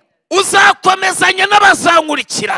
Det kommer att gå vidare och hjälpa dem som efterträder mig. Dawidi yari yararemewe kuzaba umwami wa Isiraheli, David, han var skapad för att vara en kung över Israel. kuko Dawidi akomoka mu muryango wa Yuda. För att David, han från Juda familj. Dawidi ni umuyuda, David han är en juda. yakobo ageze ku mwana we wa kane Och när Jakob kom till sin fjärde barn, witwa yuda som heter Juda, yaramubwiye ngo muri wowe ndabonamo inkoni y'ubuyobozi, alltså genom dig jag ser en stav av makt. harimo inkoni y'ubutwari. Det finns en stav av makt. iyo nkoni Staven, uzayishyikiriza nyirayo. du kommer att ge det vidare till den det tillhör till. niyo mpamvu umuryango wa benjamin wabanje kuba umwami bikaza guhinduka, Det är därför Benjamin familj var kungligheten, men sen det ändrades. kuko umuryango wa benjamin si wagombaga kuva umwami, umwami yagombaga guturuka kwa yuda. För att kungen skulle inte komma från Benjamin familj, men det skulle komma från Judas familj. mumbwira ngo ibitari ibyawe uzabinyagwa, ariko ibyawe nawe uzabikunyaga. Säg till din nästa, det som är ditt, du kommer att behålla det, men det som inte är ditt, det kommer att gå. kereka nutemera kubikora Bara om du inte accepterar att göra det. ukayoba. Och gå vilse. Halleluja. Halleluja. abisirayeli bayoborwaga n'abacamanza, Israeliterna, de var led av domarna. imana yari irimo itegura umwami Gud medan han förberedde en kung uzasimbura som skulle ersätta sawuli. Saul. Halleluja. Amen. yari irimo itegura umwami uzasimbura abacamanza, Han förberedde en kung som skulle ersätta domare. ariko byaje kurangira. Men till slut, amen, amen, abisirayeli baravuga ngo dukeneye umwami, turashaka kumera nk'ibindi bihugu. israeliterna de sa, vi behöver en kung, vi vill vara som alla andra länder. imana ibahereza umwami utari mu bitekerezo by'imana, Gud gav dem en kung, medan det var inte från hans tankar. iravuga ngo nimwakire nimufatwe. Han sa, varsågod. imana ikurinde fatwa. Må Gud skydda dig från att bara ge dig någonting som han egentligen vill inte ge dig. sawuli yimikishijwe amavuta yo mu rwabya, Saul, han fick smörjelse, inte från egentligen hornet. ariko dawidi yimikishwa amavuta yo mu ihembe. Men David fick smörjelse från hornen. vuga ngo abami bibikishwa amahembe. Säg att konungar, de får smörjelse från hornen. nyakira uvuge ngo haleluya. Säg halleluja. umva icyabaye rero. Lyssna det som hände. amen. Amen. sawuli Saul, aho kugira ngo ategure uzamusimbura, istället av att förbereda en ersättare, yatangiye guhiga uzamusimbura. han började stå emot hans ersättare. igihe cyose Alla gånger. uhagaze ku musozi utari uwawe urimo ukora ibyo utaremewe, När du står på ett berg där du gör det du inte skapar till att göra. wenda wabigizwe n'abantu, Du kanske blev det på grund av människor. wabikizwemo na santima z'abantu, Är det kanske på grund av människors känslor du gör det? icyo gihe Då uzahora uhiga, kommer du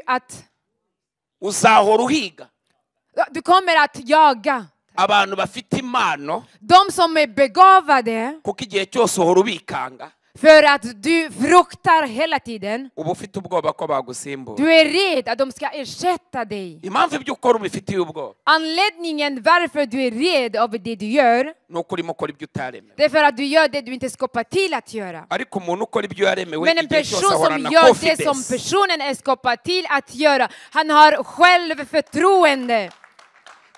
Amen. abavuga ngo mbonye ubikora nkanjye nanezerwa. Amen. Du säger, om jag får någon som kan göra det så som jag gör det, jag ska bli glad. ako kanya iyo gahagurutse kakabwiriza neza uyoboye itorero, urahaguruka ukagakora mu ruhanga ukakavuga neza imbere y'abantu, ntabwo karwanya. Om du är stolt över det som predikar bättre än dig, det betyder att du står inte emot personen som predikar. Det du gör, du står upp, du smörjer personen, du ber för det. Du står inte emot. ahubwo ugakora ukakabwira ati courage, Men du säger, var modig. ukakongerera ubumenyi, Du ger mer kunskap. ukakabwira ngo impano yawe nzakomeza kuyirera. Du säger, jag kommer att ta hand om din gåva. kubera iki? Varför? ntabwo ufite ubwoba ko kazagusimbura, Du är inte rädd att det ska ersätta dig. ariko umuntu urimo ukora ibyo ataremewe Men en person som gör det som personen inte skapar till ahora afite ubwoba, är alltid rädd. ahora n'inkota ahiga Dawidi. Har alltid en svärd och för att slå sönder David. ati ka Dawidi ndakica, Alltså David, jag kommer att döda honom. mfite ubwoba ko Du är kazasimbura. rädd att han kommer att ersätta mig. mumbwire ngo niba uhorana agakota gahiga umuntu ufite impano imeze nk'iyo ufite, umenye ngo urimo urakora ibyo utaremewe. Säg till din nästa, om du har en svärd och vill slå ihjäl det som gör, det du gör, det som har samma gåva, då gör du det du inte skapar till. ako gakota uragafite? Har du svärden eller kniv? Iyo ubonye umuntu ukora nk'ibyo ukora aho kugira ngo umushyigikire nubona ufite agakota ati umva buretse gatoya arabatwaye arabajyanye namubonye. När du ser någon som gör samma tjänst som du, men istället att uppmuntra personen, du har en liten kniv eller en svärd, du vill typ slå ihjäl personen som Saul gjorde med David, då är du inte på din berg. Ese abajyanye kuzimu cyangwa abajyanye ku Mana? Du tror att personen kommer att ta andra någonstans. Är det i himlen eller det var? Niba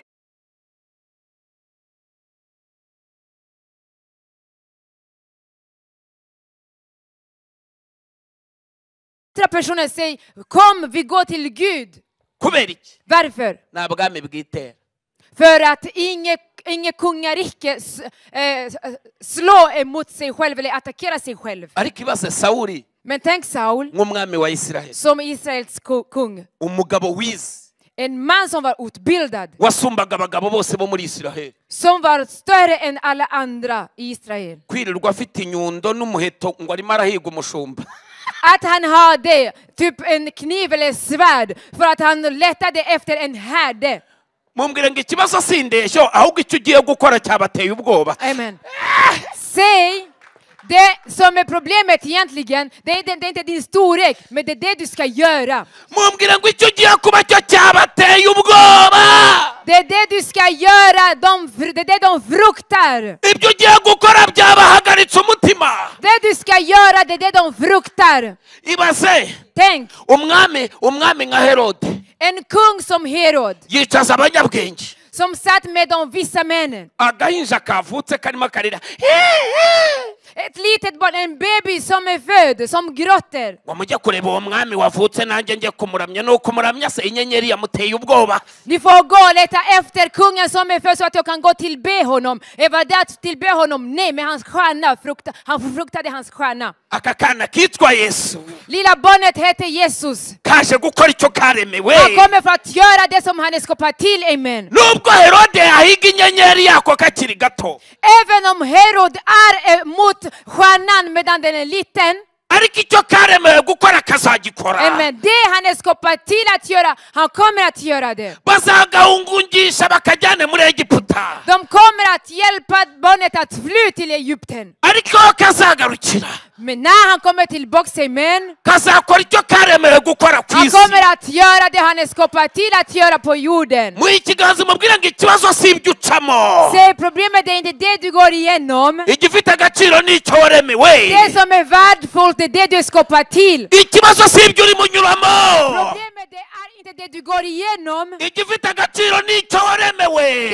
Det som är värdefullt är det du är skapad till att göra. Icyo waremewe kiraruta ibyo urimo gucamo. Det du är skapad till, det är bättre än det du går igenom. Icyo waremewe kiraruta ibyo urimo unyuramo. Det du är skapad till är större än det du går igenom. Icyo waremewe kiraruta amacumu barimo bagutera. Det du är skapad till, det är större än de attacker du får. Icyo waremewe kiraruta ubupfakazi wahuye nabwo. Det du är skapad till, det är större än att du är en anka eller enklig. Icyo waremewe kiraruta kukwima ibyangombwa. Det du är skapad till, det är större än att du inte har något uppehållstillstånd. Hobera abantu batatu ngo icyo waremewe witegure kugikora.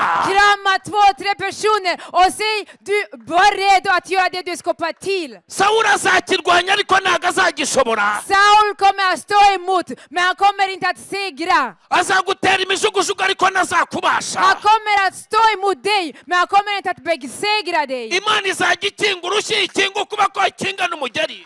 Gud, han kommer att skydda dig från hans slagmål.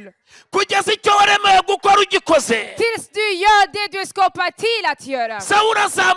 Dawidi azamuhunga ajya mu Bafilisitiya, ariko Sawuli namara gupfa Dawidi aza gukora icyo yaremewe. David kommer att fly till filistinerna, men efter Saul är död, han kommer att komma tillbaka och göra det han är skapad till att göra, amen. Ni bande bantu biteguye gukora icyo baremewe ngo muzamure haleluya zirindwi. Vilka är de som är redo att göra, ni är skapad till att ropa halleluja? Abantu biteguye gukora icyo baremewe. De som är redo att göra det ni är skapad till. Muhanurira umubwira ngo icyo waremewe gukora uraje ugikore. ukore. Profetera för din nästa och säg det är dags att göra det du skapar till att göra. Nyakira uvuge ngo haleluya. Säg halleluja. Waremewe guhanura.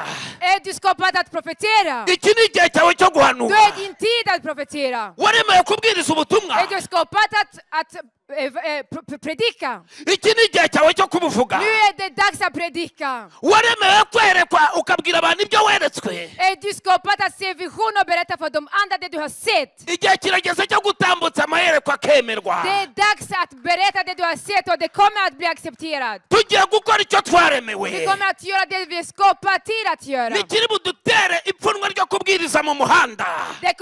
Vi kommer inte att frukta att gå och predika på väg. Nicyo Det twaremewe. är det vi är skapade till. Muri santene turatangira tubuvuge. Vi kommer att göra det, Isaventem. Mu mabisi turatangira tubuvuge. På bussar vi kommer att predika. Muri za gare dimidi za gare dinoro turahagarara. Gare du Midi, Gare du Nord, vi kommer att stå där och predika. Turahagarara hariya muri ariya mabisi turabwiriza ubutumwa. Vi kommer att stå på bussarna, vi kommer att predika om Guds ord. Mu mastade turababwira abafana nyuma yo gufana Liverpool na Arsenal. I stadium, efter vi har stöttat våra klubbar, vi kommer att predika. Niba ufite isoni zo kuvuga ubutumwa bwiza si cyo waremewe. Om du är rädd att predika Guds ord, då är det inte det du är skapad till. Komera Yesu amashyi buri munyumva. Vi klappar för Gud om... He! Halleluja. Hari abantu biteguye kubuvuga. En människa som är redo att predika, Nimuvuge ngo amen. säg amen. Nimuvuge ngo amen. Säg amen. Nimuvuge ngo Säg amen. amen. Halleluja. Halleluja. Halleluja. Amen. Igihe cyose akora Alla gånger han gör, arimo ategura uzamusimbura. medan han förbereder en ersättare. Ariko Men iyo atarimo akora icyo yaremewe om personen inte gör den hon är skapad till att göra, arwanya bakeka ko bamusimbura. personen står emot dem han fruktar att de ska ersätta. Igihe cyose ahora batera imishukushuku. Varenda gång personen attackerar de andra. Ndaje mbabwire kugira ngo mukinjiremo neza mitesoza. Jag ska berätta hur ni ska göra för att komma in på ett bra sätt, och sen ska jag avsluta. Mwamaze kwisuzuma. Har ni gått inom er och har ni gjort en undersökning inom er? Inyigisho murimo murayumva. Hör ni vad jag säger? Förstår ni vad jag säger? Birimo biragukoraho. Är du välsignad Kumenya icyo waremewe. att veta anledningen varför du skapar till Ukagikora. och göra det? Nimuvuge ngo amen. Säg amen. Imana ikunguka nawe ukunguka. Gud ska få någon vinst och du ska få en vinst också. Imana siyo yunguka yonyine. Det är inte bara Gud som får en vinst. Nawe urunguka. Du får en vinst också. Nyakira uvuge ngo amen. Säg amen. Birababaje kuba wakagombye kuba aposo ejo tukagusanga wambaye umwenda wa sekirite hariya. Det är så tråkigt om du är skapad att vara en apostel, men imorgon du jobbar som vakt. Urinze hariya magaze baguhemba igihumbi cy'amakorona. Du jobbar som vakt och du tjänar några svenska kronor. Wayahembwa Och efter, ntacyo akumarira. du kommer inte att använda pengarna till något stort. Niyo baguha ibihumbi ijana ntacyo bikumarira. Även om du ska få 100 000 kronor som ersättning. Kubera iki? Det kommer inte att hjälpa. Varför? Si cyo waremewe gukora. För det är inte det du skapar till att göra. Haleluya! Amen. Ni ukuri ko rero nuwajya guhemba miliyoni 10 ntacyo azakumarira. Även om du skulle få 10 miljoner som ersättning, det kommer inte att hjälpa till någonting. Urazirya ugakomeza ugahuma. Du kommer att spendera det, men du kommer ändå att mumla. Uravuga ati genera umukozi wo kuri gishenkora muri banki. Du kan säga att jag jobbar på banken.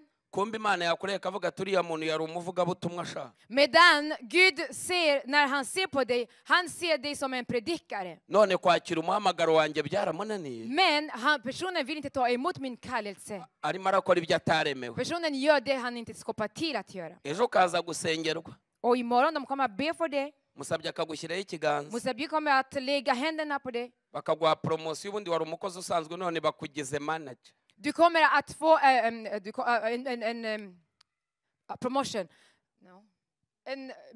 De kommer att befordra dig. Och först du var en vanlig arbetare, men du blir en manager nu. Wahembwaga igihumbi bakagushyira kuri miliyoni. Du får 1 miljon som ersättning. Nabwo wayihembwa ugakomeza ugahuma ngo ariko ngo ibibazo ko bidashira. Men ändå även när du har 1 miljon, du kommer ändå att mumla och säga, men varför mina bekymmer, de tar aldrig slut. Uzi impamvu? Vet du varför? urimo urakora icyo utaremewe. Du gör det du är inte skapad till att göra.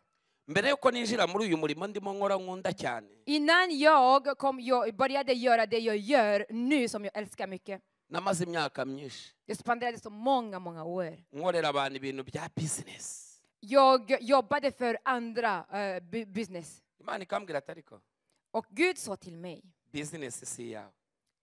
att göra business, det är inte för dig. Wowe umurimo wawe ni wo kuroba abantu bazana kuri Yesu. Din tjänst är att fiska människor, dra dem till Jesus. Umva ibyambayeho. Lyssna det som hände mig. Narakoraga nari mfite agafaranga nabaraga ku mamiliyoni.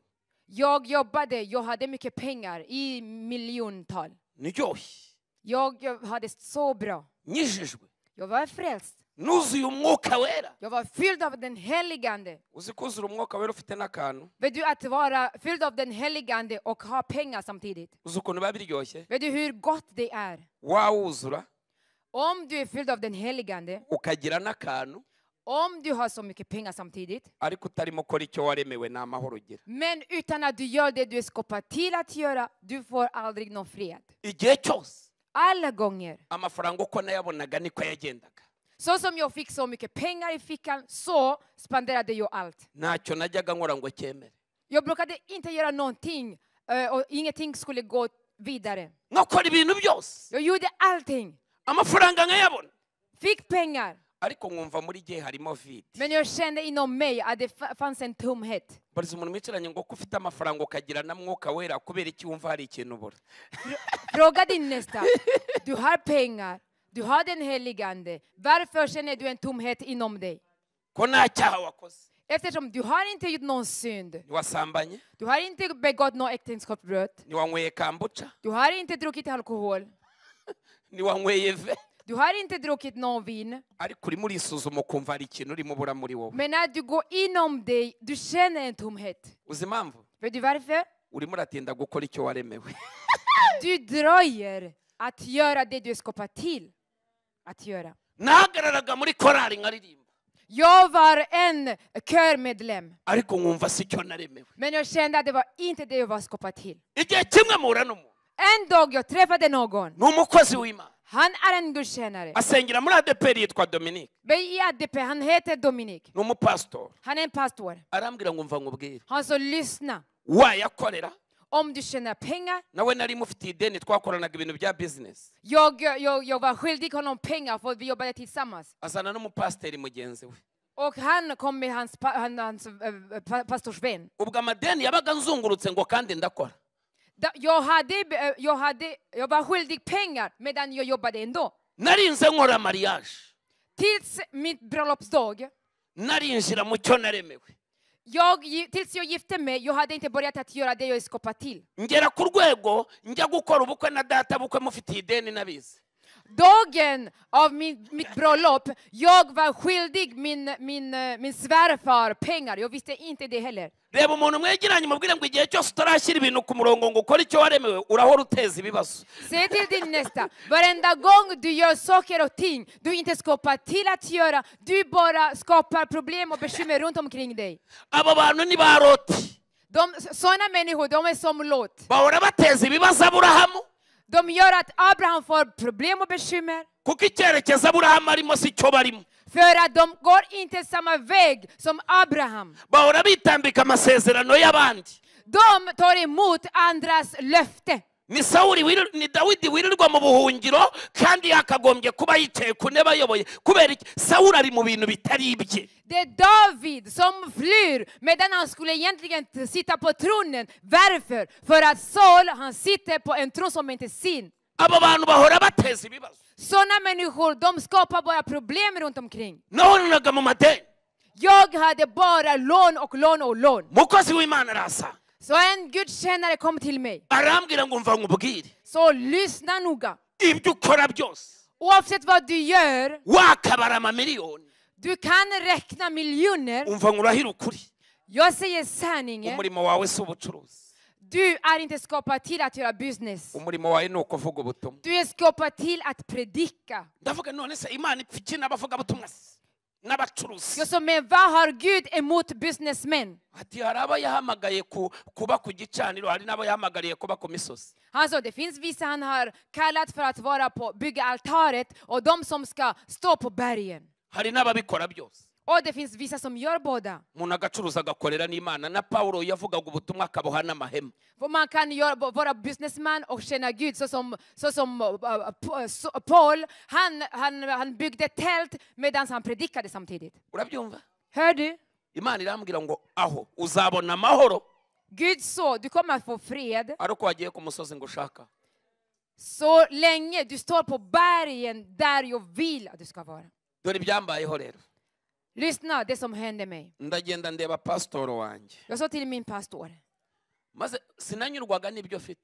jag var inte tillfreds med det jag hade. Hazagamo n'utwaha. Jag gjorde små synder. Ntago nari pastor. Jag var inte pastor. Nari umuevangeliste mu rusengero. Jag var en evangelist i församlingen. Umuntu akanyura akambwira ati arwanyuze igihe kimwe arambwira ati akira kino cyacu kinangire mu rusengero sinabashije kuhagera. Sanga Det var någon som kom förbi mig, gav mig pengar till 10:e, så att jag skulle lämna det i kyrkan. Det gjorde jag inte. ndangije Efter, nibuka ko ngomba kwishyura inzu. jag kom ihåg att jag behövde betala hyran. Ubwo mbaye umujura cyangwa ndakijijwe. Var jag en tjuv eller är jag frälst? Ahantu uri niba ubona uri muteza ibibazo umenye ko ibintu urimo ukora atari ibyawe. Om du, där du befinner dig, om du skapar problem och bekymmer runt omkring dig, det är inte på din plats. Tujya gusengana n'abanyamwuka. Jag gick för att be tillsammans med andliga människor. Icyatuma ngitwara mu ikote rya forongo nambaraga. Jag hade min 10:e i en väst jag hade på mig. Kugikoresha birananira. Jag kunde inte spendera pengar. No kukijyana mu rusengero birananira. Jag kunde inte lämna det i kyrkan heller. Nkajya nirwa nyigendana gutya. Jag hade ju 10:e i min ficka. Ese ngikoreshe Ska cyangwa nyihorere. jag spendera det eller inte? Biracanga. Så jag kunde inte bestämma mig. Tujya gusengera ku musozi twasengeragaho witwa Rebero. Vi gick för att be på ett berg som heter Rebero. Twe turi kumwe n'umukozi Imana yitwa Gilbert asigaba Australia. Yari umunyamwuka cyane. Jag var med en gudstjänare som heter Gilbert som bor i Australien. Han var en jätteandlig person. Twabaga muri gruppe yitwa Disciples. Vi var en grupp som heter Disciples. Yari gruppe y'intumwa. Det var en grupp av lärjungar. Twari abantu 12. Vi var 12 personer. Turimo dusenga. Vi bad. Tugeze ku musozi. När vi var på berget, Baravuga ati tugiye kwiyunga n'Imana. de sa vi kommer att ena oss med Gud. Abantu barihana. Människor de bad om förlåtelse. Ndavuga nese Uwiteka je ndihana navuze icyacumi cy'abandi ndimo ngendana hano. Och jag sa, men kommer jag att be om förlåtelse utan att säga jag har någon 10:e som jag inte har lämnat till kyrkan? Envelope nari nyifite hano. Jag hade ett kuvert med pengar i min ficka. Nyigendana hano mu kwaha. Jag hade ju kuvert i fickan. Baga nindamuka gitanze mfite ubwoba bwo kubaho baranyirukana mu nzu. Jag sa, om jag lämnar 10:e i kyrkan, jag är rädd att få sparken eftersom jag inte betalade hyran. Umunyamwuka ajya mu ndimi. Och det var en andlig person som började tala i tunga tungor. Aravuga ati no. Och han sa, no. Ati muri iri teraniro I församlingen, harimo Yona wateje umuraba. det finns en Jonna som gör att det inte går. Ntago arimo ajya aho Imana imushaka. Personen går inte där Gud vill att personen ska gå. Ati natihana sinanga umugisha. Om personen inte ber om förlåtelse, jag ska inte ge någon välsignelse. Nkajya mvuga ni mu izina rya Yesu umwuka wabaye Yona kandi Yona yarige. Och jag sa, Jesu Kristi namn, de som har Jonas ande. Och Jona, det var jag. Reba umuntu mwegeranye mubwire ngo ucunge neza udasanga uri Yona. Säg till din nästa, akta dig så det är inte du som är Jona. Yona atuma ubwato butagenda. Jona gör att båten inte går förbi. Murimo muranyumva abantu murimo mukorera ku misozi itari iyanyu. Hörni, ni som står på Fällberg. Abantu mutarimo mukora icyo mwaremewe gukora. Ni som inte gör det ni skapar till att göra. Dore ibyambayeho rero. Lyssna på det som hände sen. Umunyamwuka arazamuka yikubita mu mungota arongera arazamuka. Så andlig personen bad och sen hoppade. Ndavuga ni kambaye. Och så, men stackars mig. Imana ikambwira ati ihane. Gud så be om förlåtelse. Ndavuga ni nimbivuga kweri bari bazi ko ari ngiye munyamwuka wari ubarimo. Och jag säger, om jag säger det medan de trodde att jag är en andlig person. Mumbwire ngo nubwo wahanura ukavuga indimi ariko utarimo ukora icyo waremewe gukora urimo urata umwanya w'ubusa. Säg till din nästa, Du kan profetera, du kan göra vad som, om du inte gör det du är skapad till att göra, du gör allting i onödan. church online Church online, umuntu udukurikiye wese du som lyssnar, uyu munsi ndaza kugusengera Imana igushyire ku musozi wawe. idag jag kommer be för dig så att Gud ska ta dig till din rätta berg. Nakoze imyaka myinshi ndi umukene Jag jobbade i många år, men jag var ändå fattig. kandi nkora amanywa nijoro. Medan jag jobbade dag och natt. Sinabonaga umusaruro w'ibyo nkora Jag fick aldrig någon skörd av det jag gjorde. kuko nari mpagaze mu bitari ibyanjye. Eftersom jag gjorde det som jag var inte skapad till att göra. Murimo murabyumva neza? Hörni, Ariko umunsi, men en dag, haleluya, halleluja, umunyamwuka arazamuka ati ro keba, en andlig person hoppade och såg Gud, herregud. aba arasimbukiye Han vände sig på mig. afata ku gakanu Han tog mig så. arambwira ati urihana, Han sa, du ska omvända dig. ati urihana, Du ska omvända dig. ati wa mujura we. Du är en tjuv. Reba umukozi w'Imana kumwita umujura, Titta någon som kallar en gudstjänare att det är en tjuv. reba ahantu uri niba utarateje umuraba, Titta där du är, att du inte orsakar problem. ati ufite ibintu bitari ibyawe uri mugendana. Han sa, du har någonting som är ditt, som du har med dig. Ndavuga ni bakozi Imana mureke nihana. Alltså jag såg gudstjänare, låt mig omvända mig. Låt mig bekänna. Ni nukuri hano mfite icyacumi bambwiye ngo njyane mu rusengero, Sannoliken, jag har en 10:e jag har fått för att lämna i kyrkan. nirirwa nyigendana nanjye niyise umushumba. Jag har kuverten i fickan och jag kallar mig en herde. Twari turi kumwe n'umugabo Vi var med en man. afata imodoka adushyiramo, Han tog oss i hans bil. arafata njyana ku mushumba, Han tog mig till pastor. aravuga ati ntabwo turi buvuge ko wari wagitwaye ahubwo genda ugitange tureba kuko ntitwashyigikira icyaha tureba. Han sa, vi kommer inte att lita att du har gett det, men gå och ge det medan vi ser, för vi kan inte stödja en synd medan vi ser. Kandi ndakora Då jag jobbade. ariko morana inyatsi idashira, Men jag var fattig hela tiden. kandi ubwo igiye kwiyongera kubera umuvumo no kwiba icyacumi cy'abandi. Så det betyder att jag skulle ändå vara ännu fattig, eftersom jag var en tjuv, jag hade tagit någons 10:e. Naragiteruye ndakijyana, Jag tog 10:e, jag lämnade tillbaks. ndagenda asanga umushumba yari ari ku rusengero, Jag gick till pastoren som var på kyrkan. ndavuga ni hari umukristo Jag sa, det är en kristen wampaye icyacumi, som gav mig en 10:e. amaze iminsi itatu akimpaye nuko nari narabuze umwanya, twari turi mu masengesho. Jag har haft den där kuvert i 3 dagar, men jag hade inte fått tid eftersom vi var i bön. Dore n'iyi gurupe tuje tuzanye, Vi är tillsammans med gruppen tuvuye gusenga. från bön. Ate Alltså, ndavuga ni kandi mushumba usengere pe, jag sa, be för mig Imana imbwira ikinyeneyeho n'icyo ishaka ko nkora. så att Gud kan berätta för mig vad han vill att jag ska göra. Nyimuhereza cya cyacumi Efter jag hade gett 10:e, andamburaho ibiganza, han la händerna på mig. arambwira ngo wa musore we, Han sa, unga mannen, nari umugabo ariko, jag var en man. ati Imana iravuze ngo Gud säger, umusozi wawe si business, det du är skapad till, det är inte att göra business. umusozi wawe ni ivugabutumwa. Du är skapad till att predika om Guds ord. Akora muri tiruwari, Han öppnade en låda. ahita amereza imfunguzo za ofisi, Han gav mig nyckel till kontoret. arambwira ngo ubaye umutambyi, genda ube ku gicaniro uzatungwa n'ibivuye ku gicaniro. Han sa, du är en präst, du får gå och känna Gud, du kommer att leva av det som är till prästerna. Icyacumi agishyira mu rusengero, arangije afungura ishakoshi yari afite, yari umumama. Han tog 10:e, gav den i församlingen, och sen hon tog hans väska, hon var en kvinna.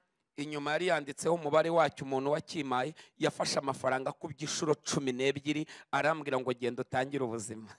Hon tog ett kuvert med pengar som var 12 gånger mer än det som jag hade tagit. Och han sa, varsågod, gå och börja på nytt ditt liv. Arambwira ngo uhereye nona, Han sa, från och med idag, itorero rihise rikugenera umushahara uzajya uhembwa. församlingen kommer att ge dig en lön.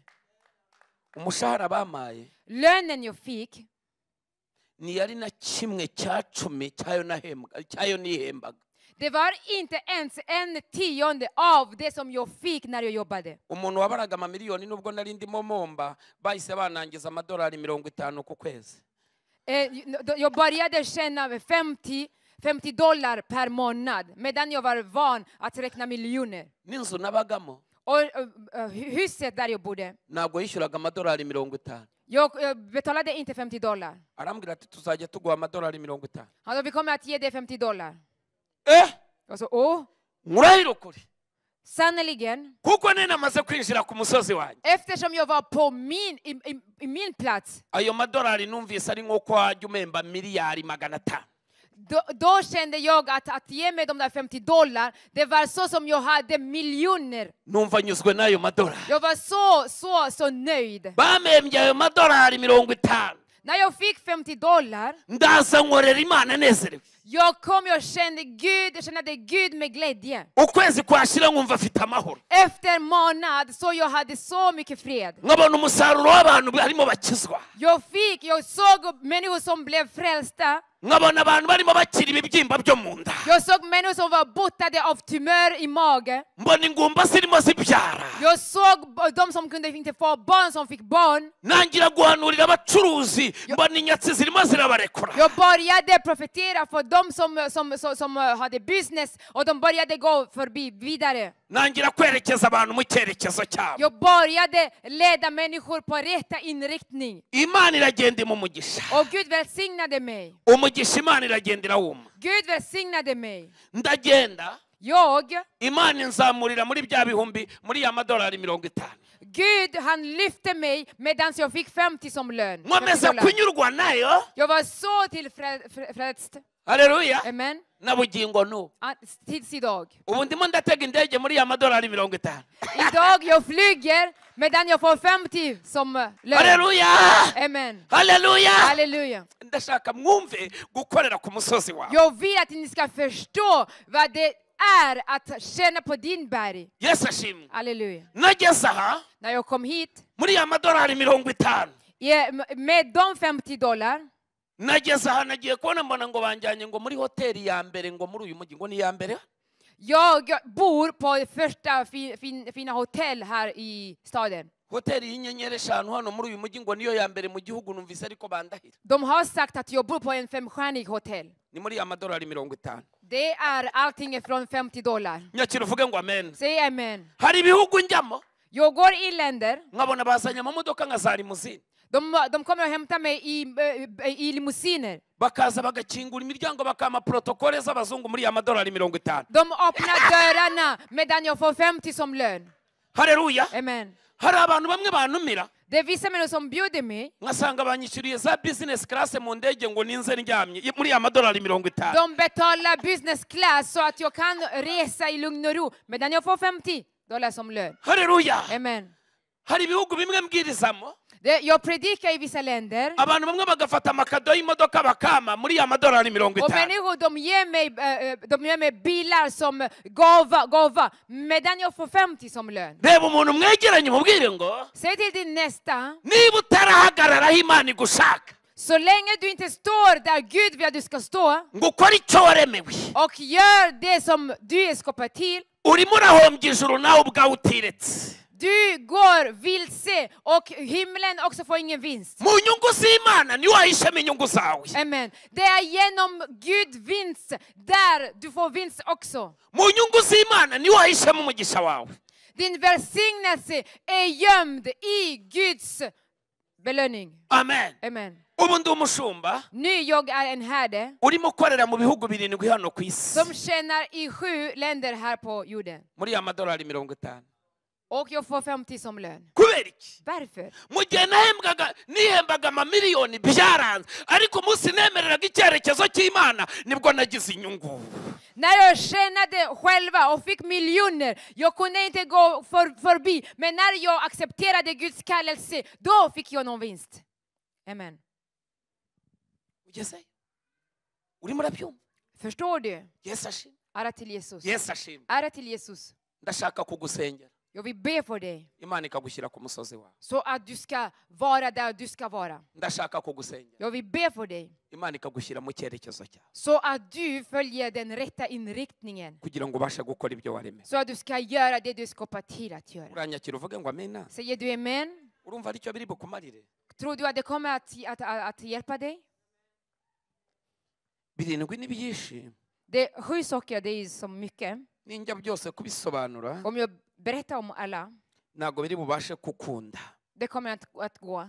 Amen. Amen. Gusa icyo mbemereye Men det jag lovar, ejo muzabikurikirane nzabwiriza i Buruseli imorgon jag kommer att predika i Bryssel. muzajye kuri channel YouTube channel ya Prophet Ernest muzabikurikira Om ni går på min channel, då kommer ni att se det. ariko mureke ngire n'akanya ko kubasenya. Men tillåt mig att be för er. Mwari mukibishaka Vill ni höra mer? Yesu ashimwe. Är det